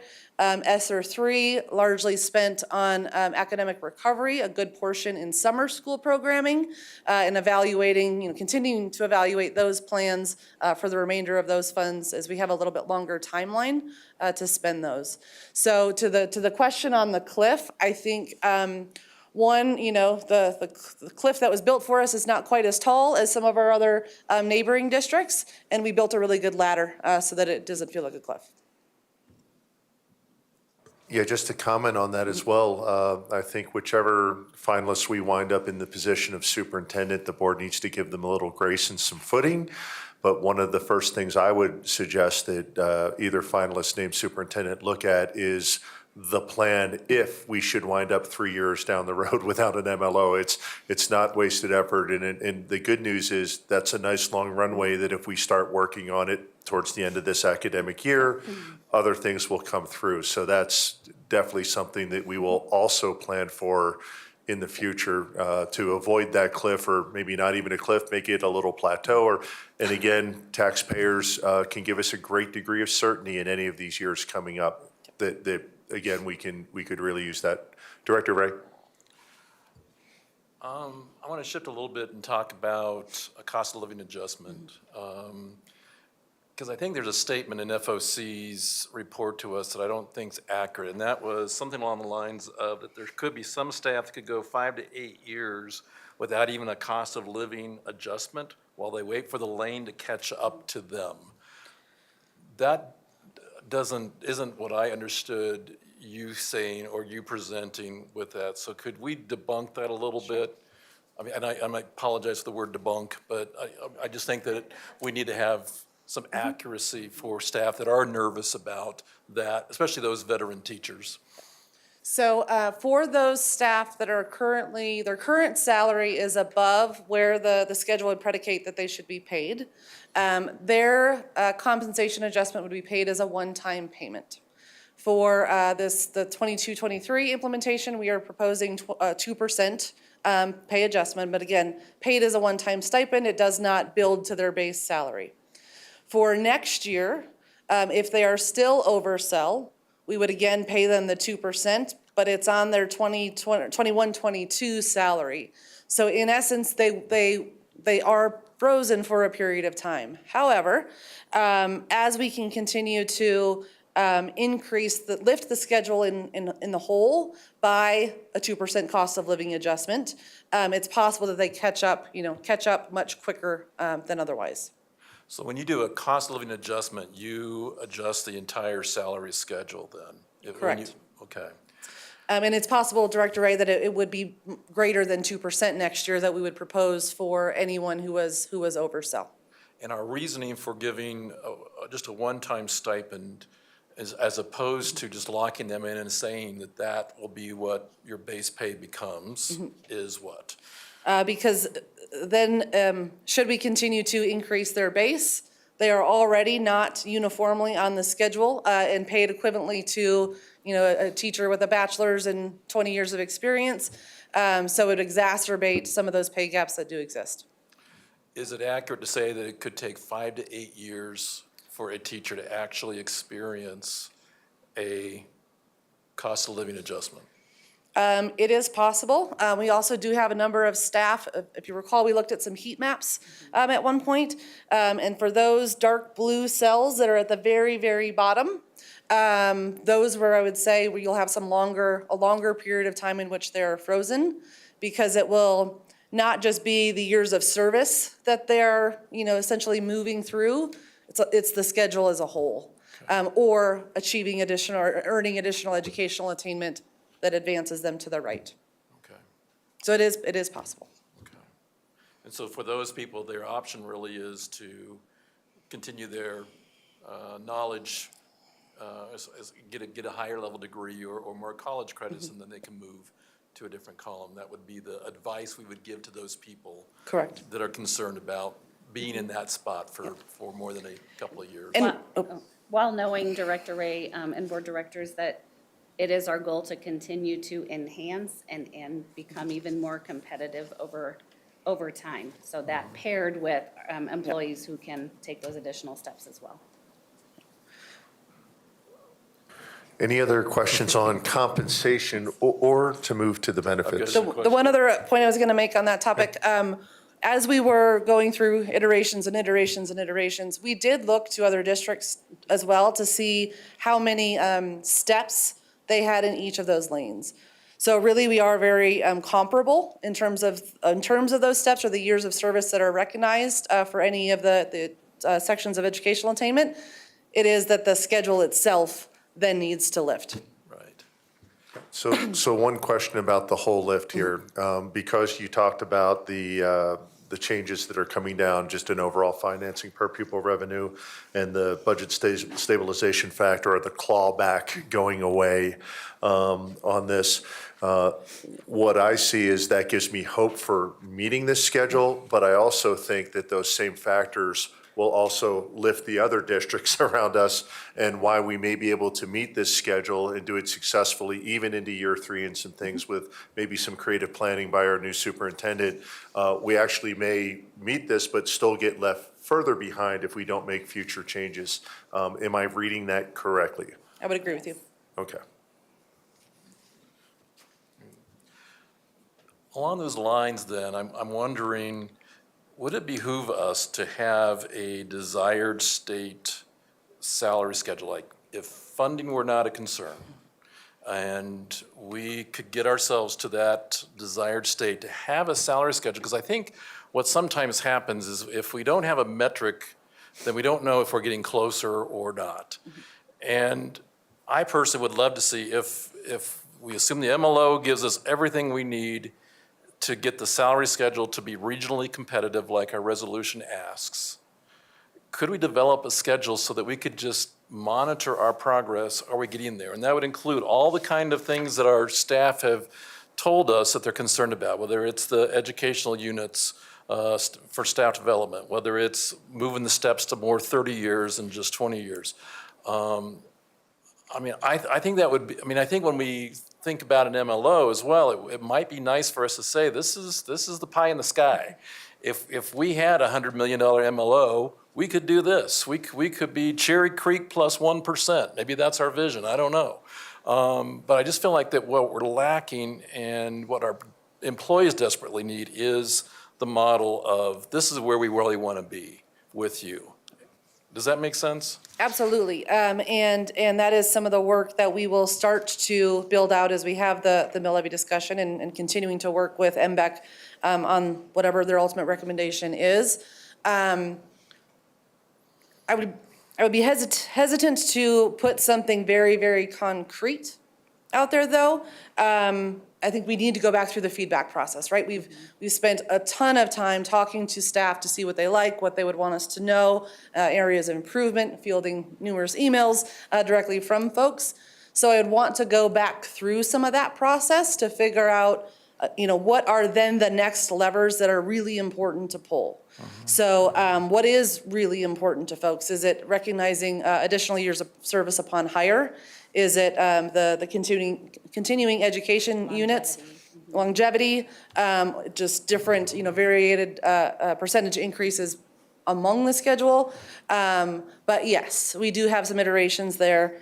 I'm getting committee and meetings mixed up a little bit, but we did talk about what it would cost to truly implement Cherry Creek's schedule using our starting salary and the percentage increases that they build into theirs. It was close to 48 million for the first year, and that still left about 14% of our employees above self. Interesting. So yes, to answer your question, yes, we can continue to iterate on that, and that is planned. I'll just bookmark and say I might consider some language in our resolution tonight that really helps give them permission to launch some of that work, because I really feel strongly that concurrently to what we're doing tonight, we need to also have a desired state that's clear. So I'll save that discussion for later. One little granular question I have. So when we look at the extremely hard to hire categories, Ms. Thompson, I know when I was out and about in schools that one of the questions came up about the AN program, and I think right now the specialists in the hard to hire category or the extremely hard to hire category have most of our AN people in that category except for our social workers.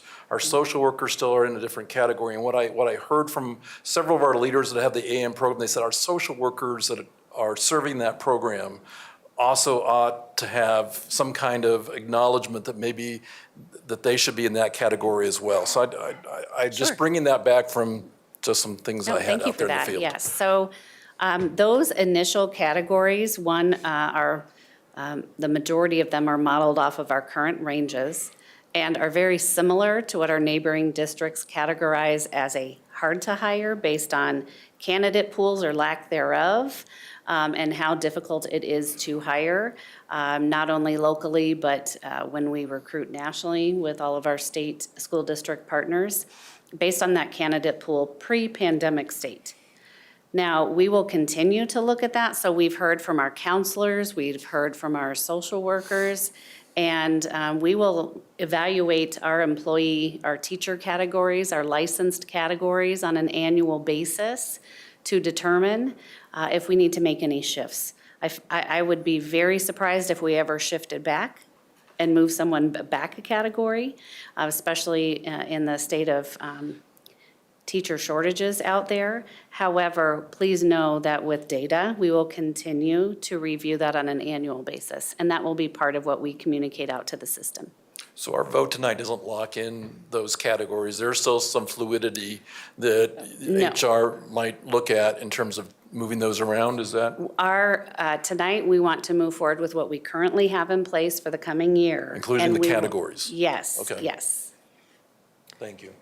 And one comment on your reserving some language changes. I think tonight the resolution is to do exactly what they said, to kind of kickstart and approve not just the step and lane concept, but the bases and all the steps as approved. And then I think we can certainly come back, Director Ray, because we're going to have to revisit the non-teaching staff as well. As you said, that work's ongoing, obviously prior to June or at the June deadline at the latest. And I think we can also charter some of that longer range vision along with that at that time to make sure we get our ultimate vision. And who should even be setting that? Is that MBEC in conjunction with? Is that, who is setting that vision? And frankly, I'd also like, whoever is named as our superintendent coming up to have a good voice in that conversation as well.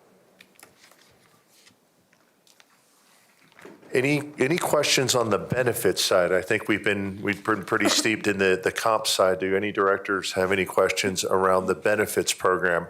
I know we did get an updated resolution tonight that would actually charter our acting superintendents to basically go dot the I's and cross the T's on negotiations on changes to that program. But is there any other questions from directors on the benefits side of things? It was that clear. Choice is good. Took that away. Okay. Okay, if not, thank you, Ms. Kataska. Thank you, Ms. Thompson. Excellent brief. Thank you.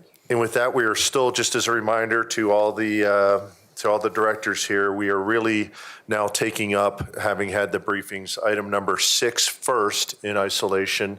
So item number 6 is the resolution regarding approval of licensed employees' salary schedules. We'll take up item number 7 separately, which is the benefits package. So the recommendation for item number 6 is that the board approve the resolution regarding approval of licensed employee salary schedules as proposed. So do I have a motion, and then we can have further discussion as warranted?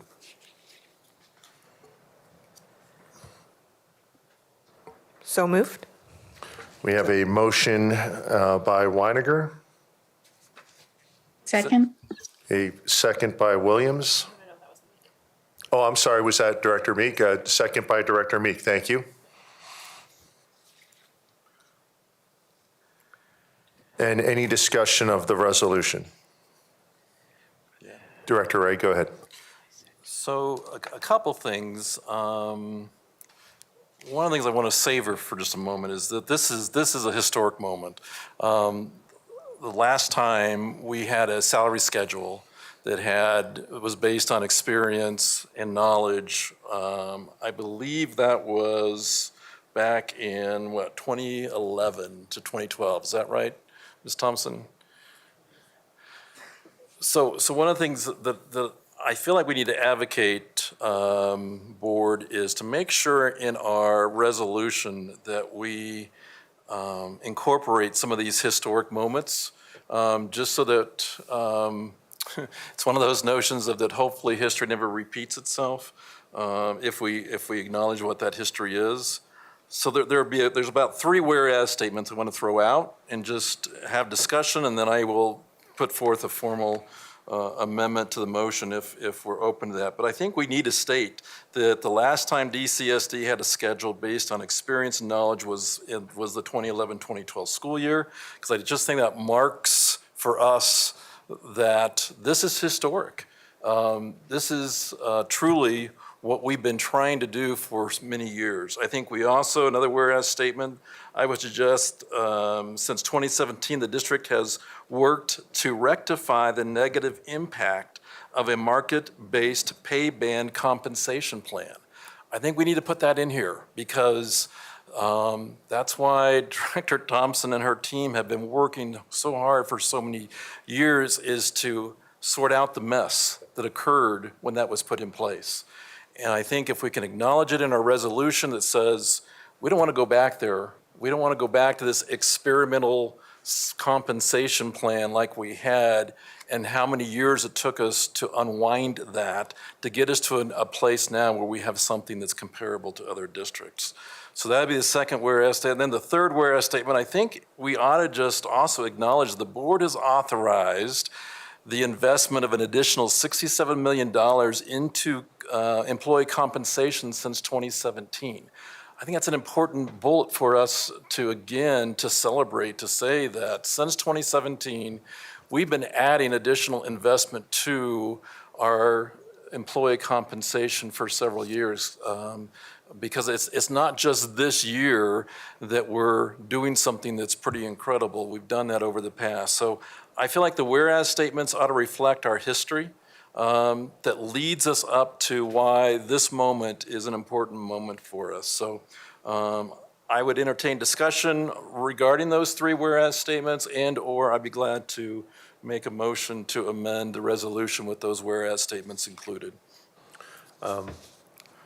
I understand your desire to memorialize the history. Is there a way that we could actually condense those into just I'm thinking a concise, I understand if I get this correct, your intent to say, hey, look, we're going to a better place in your mind, or returning to a place we were, or is there a way to say, whereas a step and lane existed and a market-based strategy was adopted, therefore we are, I understand it.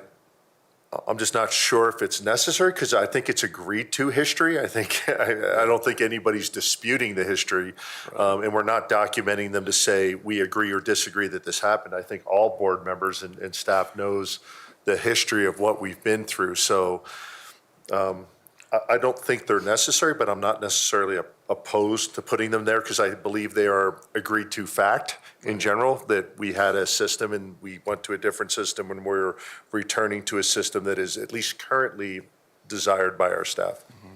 Mm-hmm. Other directors' thoughts on that? President Peterson? Sorry, go ahead, Director Meek. Thank you. I like the idea of adding the whereas statements. The amount of work and challenge and staff turnover that has resulted from enacting that pay band schedule, it really has devastated our district over the past decade and has taken so much time to repair. And so I am supportive of adding those whereas statements. Director Williams.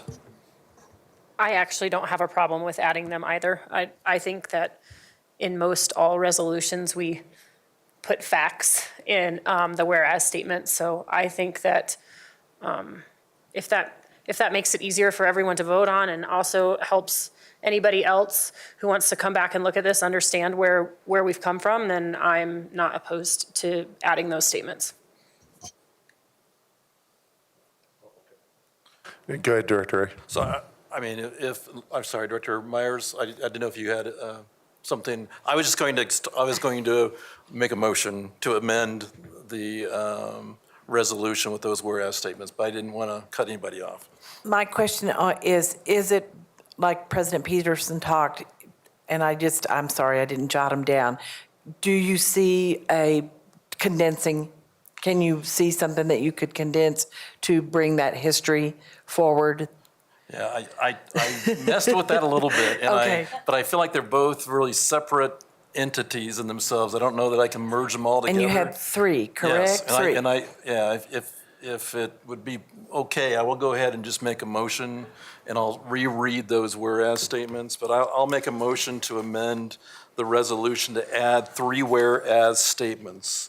Number 1 is, whereas the last time Douglas County School District had a salary schedule based on experience and knowledge was the 2011-2012 school year.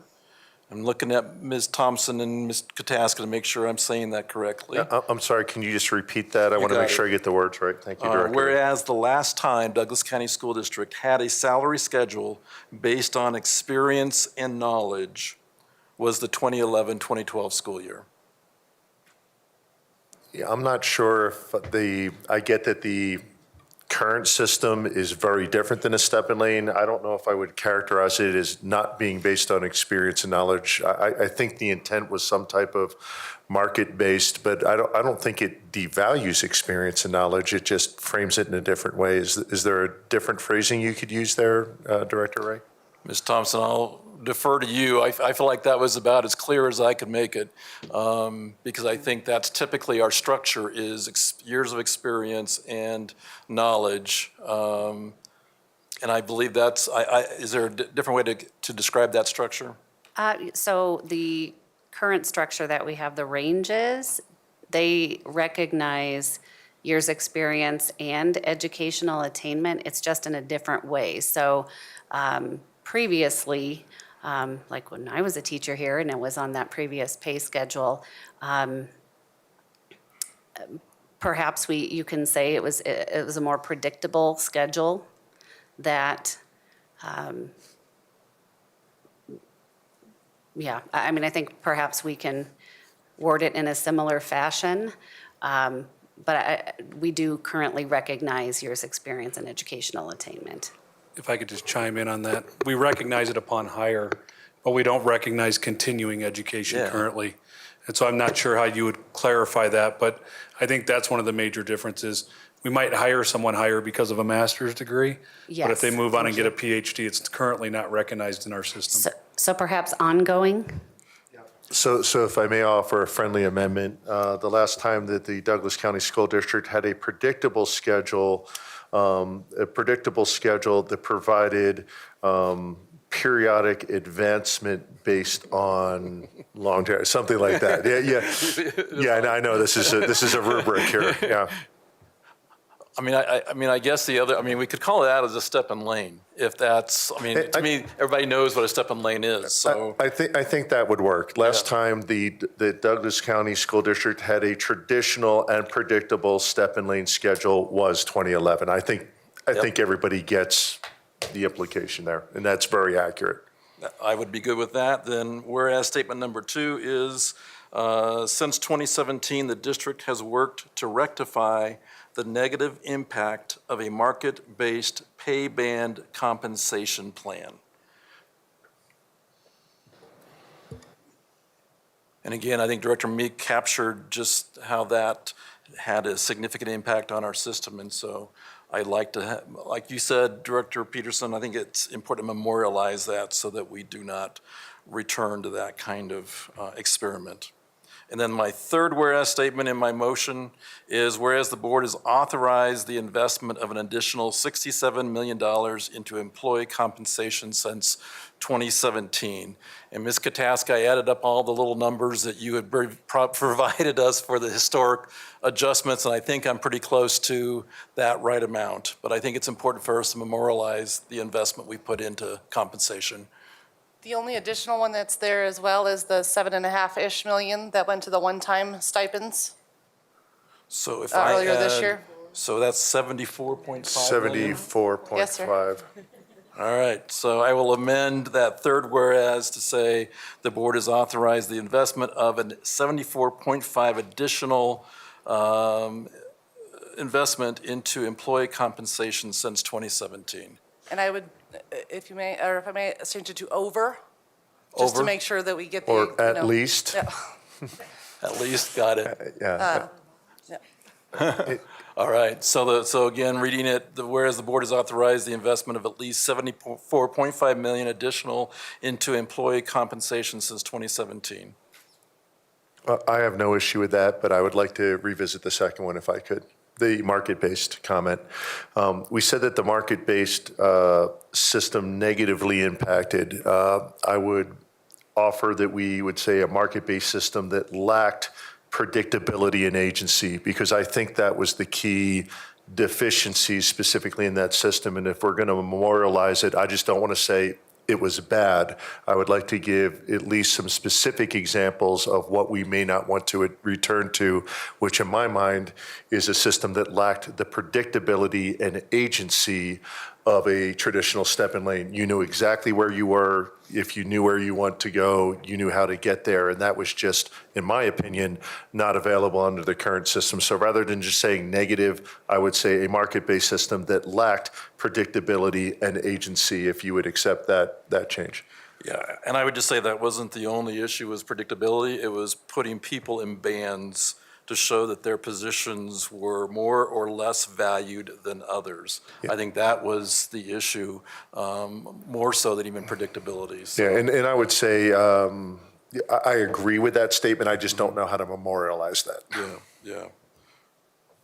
Yeah, no, I mean, I'm fine. Director Peterson, if you want to add the word predictability in there, rectify the negative impact of a unpredictable market-based pay compensation. And I'm happy to say negatively affected through a lack of predictability and agency, and just add that phrase in if you'd like to chop that in and read it back to me, Director Ray, because I see you have a pen.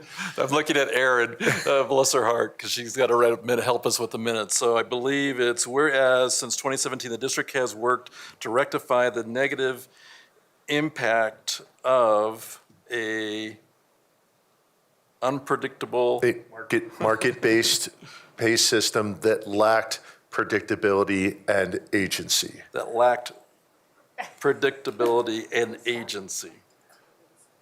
All right. I think we're good. So that's my motion, is to amend our resolution with those three whereas statements. Ms. Clemish, are you okay over there? I know she's watching carefully as well. I'm not sure we have all of the exact wording, but we can always go back and listen to the recording. But if we wanted to read through them again, we could as well. And I'm fine with that. Just to be clear for directors, including Director Meek listening, we had a primary motion on the table, which was to approve the resolution as proposed. We now have a second motion that is about to be made, I believe, here by Director Ray, to amend with those three statements as read. And we'll need that to be a formal motion, seconded, and then we will vote. I guess we can actually just restate the first motion made by Director Weiniger, if you would just like to allow this to be approved as amended with the three statements stated by Director Ray. I'll allow it. Okay, so we have a friendly amendment to the initial motion. So I understand, Director Weiniger, just for everyone listening and to clarify, you have a motion to approve the resolution as amended by the three statements made by Director Ray, correct? Correct. All right, do we have a second to that motion? Second. Second by Myers. And at this point, I will take the roll. By the way, I did get a text from Director Hansen. She will not be joining us tonight for everyone's. Director Peterson, if I could just make a suggestion, if we could just vote on the amendment for right now, and then that'll allow me to give you one more motion for an amendment, and then that will be cleaner, I believe. So. Okay, so this is purely to amend the resolution, but not pass the resolution, correct? Correct. Okay. And with that, I will call the roll to amend the resolution, but not to pass the resolution. Yes, Director. And I don't mean to complicate anything by the adjustment in the language. However, in terms of using the description of negative, there likely were employees that benefited from a market-based pay system. And so I don't want to inadvertently put the district in position relative to what we're making statement in as fact in that regard. That is an excellent suggested addendum. So friendly motion to remove the word negatively that impacted employees without qualification, but lacked predictability, and agency. Fair enough. I accept that. Okay? So if I can, just for clarification, this is purely to amend without the word negative, not to pass the resolution, and we have the motion by Weiniger, agreed? Agreed. And seconded by Myers for just to amend. Okay? Yes. With that, I will call the roll. Director Meek, on the amendment only. Aye. Aye. Myers? Aye. Peterson, aye. Ray? Aye. Williams? Aye. Weiniger? Aye. The amendment to the resolution is passed 6-0. And Director Ray, did you have a further motion then to make? Yeah, my next motion to amend the resolution is, kind of goes back to what we discussed earlier, and I'm looking at my wording to see if I came up with something, but I would put another therefore statement that we direct the superintendent to define a desired state that meets the criteria of a regionally competitive pay for all employees. And I think I would just leave it there, but I think what that does is it directs whomever our new superintendent is, that there's work to be done, and I think Ms. Katask and Ms. Thompson acknowledged that that is important work as well, but I think having a definition of what regionally competitive means, I think would be helpful for us to know if we're getting closer to our goal. I'm not looking for a full-blown salary schedule. I understand the complications on that, but I think we need to define what does regionally competitive mean, which is in our resolution that has directed this work for the last 3 or 4 years. So again, it would be a motion to amend the resolution to include a therefore statement that therefore be it resolved that the board directs the superintendent to define a metric for determining regionally competitive pay for all employees.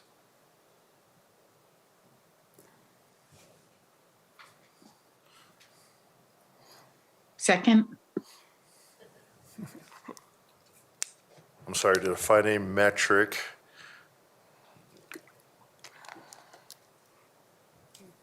to define regionally competitive for all employees? Yeah, define a metric for determining a regionally competitive pay, determining what is meant by regionally competitive pay for all employees.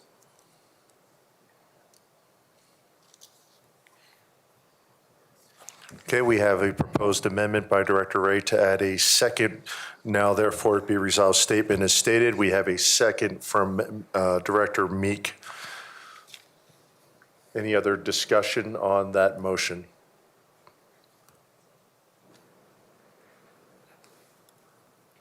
I guess I'm just curious if staff has some concerns on that motion at all. So we're curious or considering the time element in which that work would need to be done in light of MBEC's also working time frame, as well as the staff's next phase of responsibility with this work, which would include the non-certified staff. And so there is a factor around the time element of when this would be expected to be developed.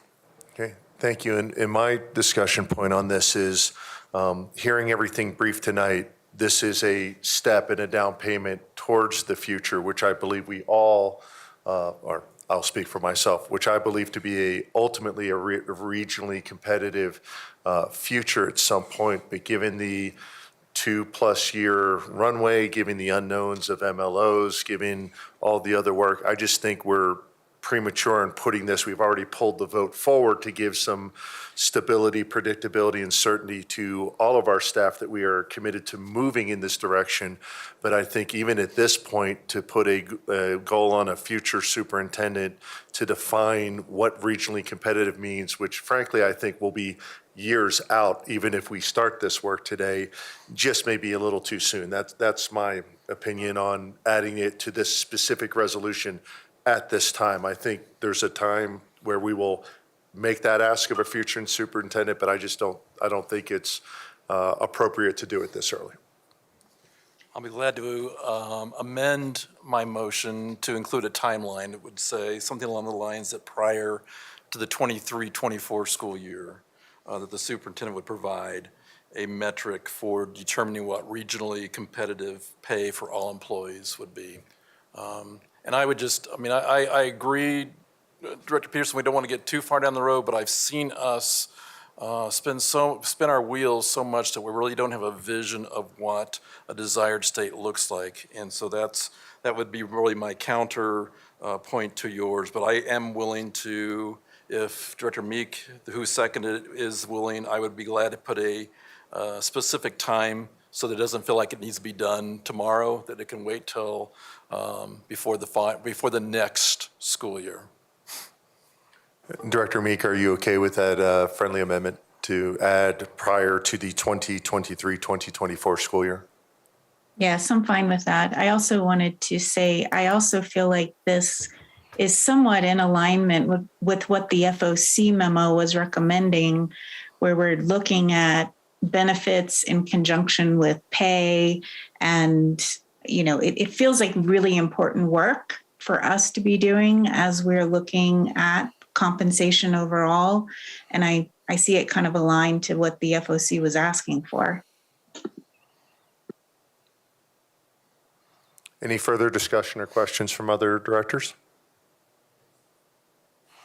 Okay, we'll go ahead and call the roll on the second amendment to add the resolution as stated to include the clause prior to the 2023-2024 school year. Director Meek.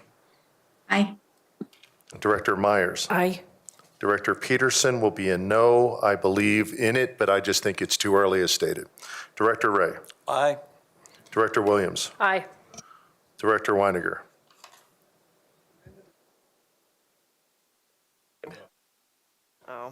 I'm going to say no. Not against it with you, Peterson. I just don't think it's necessary for this resolution. The second amendment is passed by a vote of 4 to 2, and it is also amended. Do we have any other amendments before we return to the primary motion? Okay, so we have had 2 amendments as approved, 6 to 0 and then 4 to 2. Do we have a motion to now pass the resolution regarding approval of licensed employee salary schedules as amended twice?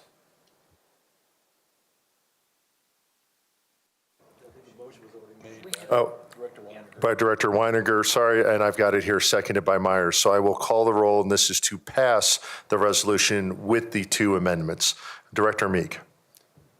Yeah, I just have a couple of words I want to say. Sure. I think failure to act to address the lack of equity and competitiveness of the current compensation plan would really be devastating to our district and would really put out the wrong signal to our teachers that we're not serious about addressing the pay gaps and inequities that have plagued this district since the reform board years.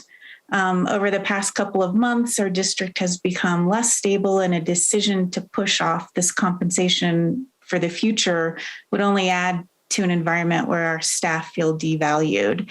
So I know we're a little worried about stability and predictability. And what I would say is school funding in Colorado is anything but stable and predictable. And as I mentioned a while ago, 2 years ago, we were struggling with cutting $30 million from the budget while addressing the unknowns of COVID and the pandemic that was just starting. And then the next year, much of the state funding came back, and we were really able to reshift resources in a way to set us up for compensation. So I just think we are at a wonderful time right now to be able to act and to make this decision to invest in our students. And I do think it's imperative that we closely monitor and track state funding opportunities and challenges that are on the horizon. This is the perfect work for our board committees. And I think as we look forward to next school year and our assignments for those board committees, looking to work with them to understanding all the possibilities we have before us in the coming years. So with all of that said, I would vote aye. Director Myers. Aye. Director Peterson, aye. Director Ray. I would say a hallelujah and an aye. It's about time. And this is a historic moment, truly. And Amanda, Kate, bless both of you for the last 3 years of going through, with a fine-tooth comb how we can make this happen. And I just can't thank both of you and your departments enough.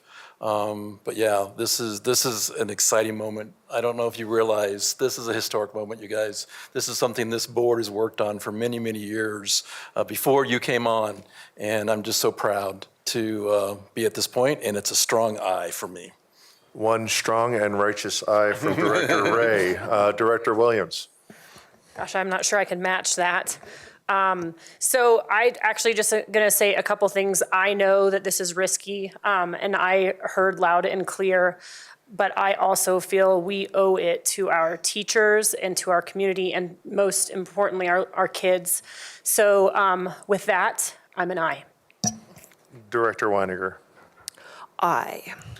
Motion is, or the resolution is passed on a vote of 6-0. Moving to the next item, we have item number 7, which is the resolution regarding approval of employee benefit plan changes. And specifically, I'm talking about, when we look at the attachments, the revised resolution. So the recommendation is that the Board of Education approve the revised resolution regarding approval of employee benefits plan changes as presented. So moved. We have a motion by Myers. And a second, and I think, Director Peterson, we need to read into record what has been added to the resolution, because this wasn't attached previously to the agenda. So I'm wondering if someone could read into record just so that we have that official. Yeah, it was attached prior to the meeting. So we haven't yes. revised it since the attachment, Ms. Clemish? It is my understanding that this revised resolution was posted this afternoon before the meeting. Perfect. No other question. Yes, it was prior to the meeting. Very good. That's a strong second from me. Okay, strong second from Director Ray. The original motion made by Myers. Any discussion among board members or questions?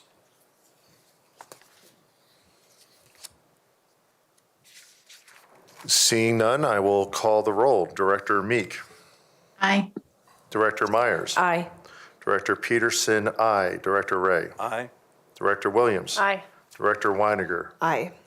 Passed by a motion, or by a 6-0 vote. And we now move into item number 8, the Board of Education reports. President's report, we have agenda planning for the 22 March school board study session is scheduled tomorrow, which is not normal, but we do have the candidate forums and panels on Thursday, so it is scheduled for tomorrow at 3:30 p.m. Wednesday, 9 March. As a reminder, superintendent finalist stakeholder panel sessions and a community forum is scheduled for Thursday, 10 March at the Legacy Campus, formerly known as the Wildlife Experience or CU South. Finalists will rotate through the community forum, which will be open to the public both in person and virtually, starting at 5 p.m. And a regular meeting of the Board of Education is scheduled for 22nd of March. That's the end of number 8. Number 9, Vice President items. Director Peterson, question? Yes. Can we get an update regarding the panel specifically? Do we know how many people submitted, applied, and if those notifications have been made to people that are on the panel? Can we get any kind of quick update regarding that? Yeah, absolutely. I'll just address the questions. So we have 5 panels that were previously announced through communications, including a student panel, a licensed classified, an admin pro tech panel. We have a cabinet panel, and we also have a board committee panel. Rough membership on all those, and please correct me if I'm wrong, Ms. Rader, is roughly 17 members per panel that were drawn through a random process. The number of applicants for each panel varied. varied. Of course, community was, some were much larger and smaller based on the specific membership, but it was all done through a randomized draw.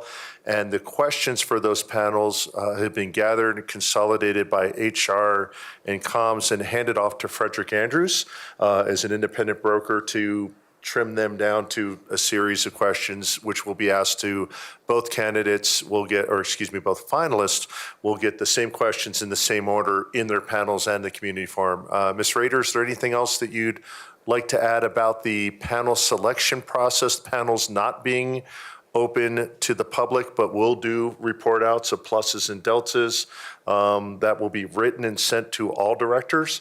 And then the directors will also have a Friday opportunity to engage the panels and ask any questions about those write-ups. But with this, I'll turn it over to Ms. Stacy Rader, Director of Communications. Yeah, I think you've got it. So in terms of folks that expressed interest for community panel, it was upwards of 750. We had around 350 students, and I want to say 200 to 300 staff. So pretty great expression of interest there. Yes, we've notified all of the panelists that have been selected, all of our alternates, as well as all of our not selected. We finished that up today. So we got the not selected to staff out yesterday, and the students and community went out this morning. And I think that's it. And we have alternates as well selected. So for every position, so if it said somebody from a particular feeder region with a particular degree, both a primary and alternate were selected for each position. So if we have a last minute issue, the alternates are available. And just a clarification too, I think, sometimes the perspective is that people vote. And we're the only ones that vote. But I also want us just to reiterate, I think Director Peterson, you went down that road in terms of when these panels then give us their feedback, we have an opportunity to really engage with the facilitators of each panel. And I know, Ms. Thompson, your, again, wonderful staff will be the facilitators of that. I wonder if you could just for the public's sake, to kind of hear what does that look like? So it's not necessarily a process where the panel votes this one or this one. There's more to it than that. Would you mind describing that a little bit? Absolutely, thank you. First of all, just to go back to the panelist selection process, as we looked at the staff panels, we were very careful to look at regional level, subject area, employee group representation. So know that that does mirror what we have done in the past as well. In terms of the facilitation of the interview panels, we have a facilitator and a co-facilitator. We are helping ensure that our candidates have time to respond to each of the questions provided to us from our firm. And then at the end of the process of asking questions, we have a debrief process in which we ask for the feedback. For example, strengths and other questions or things to probe further that we would forward on to our Board of Education or things for them to consider. We're advising not to rank order. That is not the role of these panels. It's to provide their thoughts and feedback. And so we will share that in a fair fashion, and then our board will have access to all of that information along with any other feedback items, thank you to the communication team, that have come through our public as well.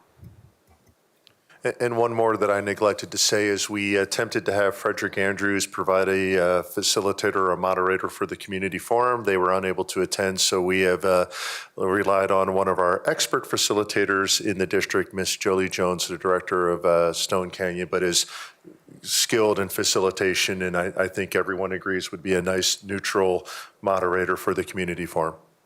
And again, just want to emphasize that it's not the quantity. So, we now have an open forum out there for the community to give us feedback. But I think that having gone through the process before, it's the quality of the response, not so much, we're not going to count and go, okay, how many are on Team Danny and how many are Team Aaron?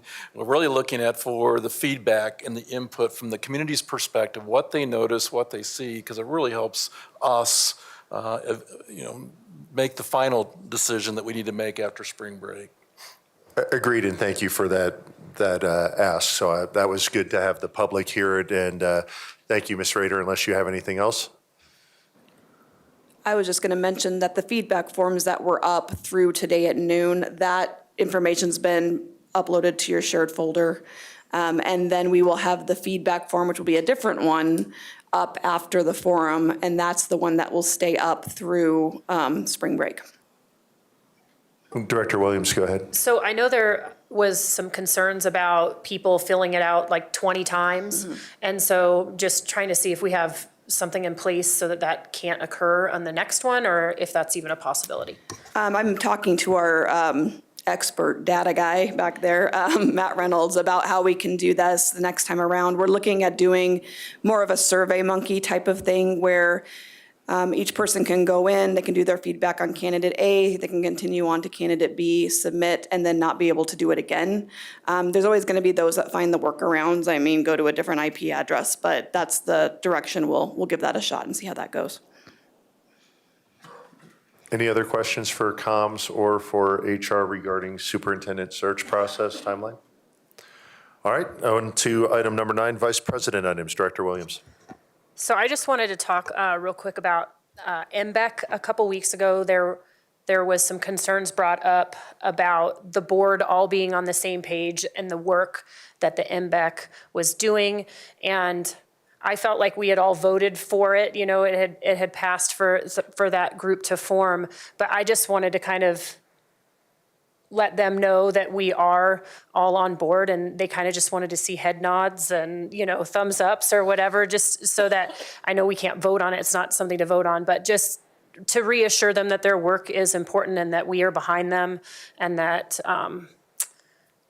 we want to support that work. So. Okay, I'm seeing head nods, including Director Meek on remote. So no votes, but it looks like 6 head nods, 0 non-head nods. If I could just respond, I mean, I think tonight is perfect affirmation of their work, because we just took a leap of faith and said we want to invest in our employee compensation.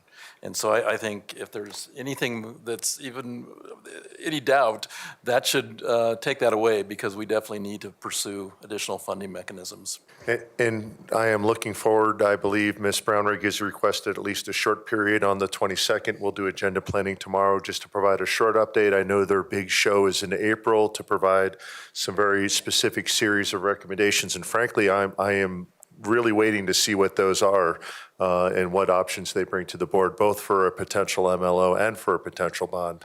But yes, I think we are all very supportive of the MBEC and it continuing its process. Director Williams, did you have other items? That's all I had. Thanks. Okay, moving to item 10, other board director announcements and comments. I will start with Director Meek online and then we'll go down the dais. Director Meek, do you have any other comments? Thank you, President Peterson. You know, I just want to react to hearing that student was attacked, you know, after giving public comment and you know, I just feel like we need to stand up and say that's not okay. And I also don't think it's okay that Director Myers or Director Ray or anyone else on the board is attacked during public comment. And I do think we need to be setting the decorum that we want to see. And I'm hoping that by speaking up and saying that that's not okay, hopefully things will improve in that area. I didn't have a chance to hop in during the mental health presentation. It was kind of hard to figure out how to hop in remotely. But the one thing I did want to say, the DAC forum, which was brought up, which really focused on mental health supports, you know, I struggle. How do we get that out to our larger community? We had attendance, but obviously not everyone, all parents attended. And one of the questions that I continue to get still from the community, you know, what does social emotional learning mean? What does trauma responsive mean? What does restorative practices mean? And I think with this larger narrative that's out there, there's a lot of questions from parents as to what all of those mean. And I know we went to a recent simulation for dyslexia, and I feel like that was a very powerful way for individuals to experience dyslexia. And I almost wonder if there's simulations possible for some of these other areas where we want to help our parents understand. And I'm just throwing that idea out there because I've been struggling with, everyone agrees mental health is a high priority. And there are areas where our school is focusing resources, but I feel like there's a lot of unknowns as to what those resources are. So anyway, that was my feedback with the mental health section that was earlier tonight, and no other updates at this time. Director Weiniger? Just a quick add to the NBEC, since I've been attending each week, and I just want to say it's a great group of very interactive, curious members who really want a deep understanding of MLO and bonds and what they can do to get it passed. So I think it's a great group that we have going on there. Director Myers? Director Ray and I attended the SAG meeting a week ago Monday, correct? And the kids, our leaders, Lucas particularly, they had a pretty robust conversation regarding superintendent questions, comments, and I thought they did a really good job. We created a Google Doc, and they are taking a look at it. And I think the only thing that they really brought up, and I'm not sure tonight, but they did not want to do their final presentations in 2 different meetings. So we were looking at the May 10th work session, were 8 or 10? 10. 8, that they want to do their presentations in a more relaxed, they feel like the work session, and so they asked us to bring that forward. All on the 10th. Okay, and that's it. Director Ray? Yeah, I'll just add to that. Dr. Myers is right on, and I know Dr. Peterson, I sent you that email too with the SAG leadership, but we felt like that forum would be much more favorable for them to sit around the tables with us and have conversation. And then I also assume, though, that because we don't take formal action in that forum, that if we wanted to take something forward from their recommendations, like for instance, we'll see a group that will come to us with amendments to our dress code policy.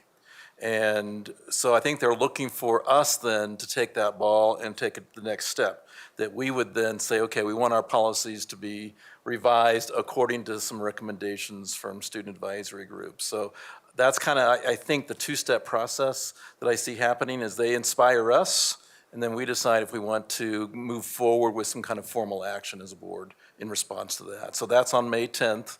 The other action item for them, they would like to invite all of us to come to their next meeting on March 28th, which is at 6 o'clock. One of our groups has been working on this student complaint and appeals process. And one in particular, the leader, is very assertive and really wants to get the board on board with him before he actually sees it move to formal action. So he'd like to have an audience with us, as many as possible, beyond just Director Myers and myself. The incentive for you to come to that meeting is that it's at Thunder Ridge High School, and the what is it, the Pro Start culinary team will be catering at 6 o'clock.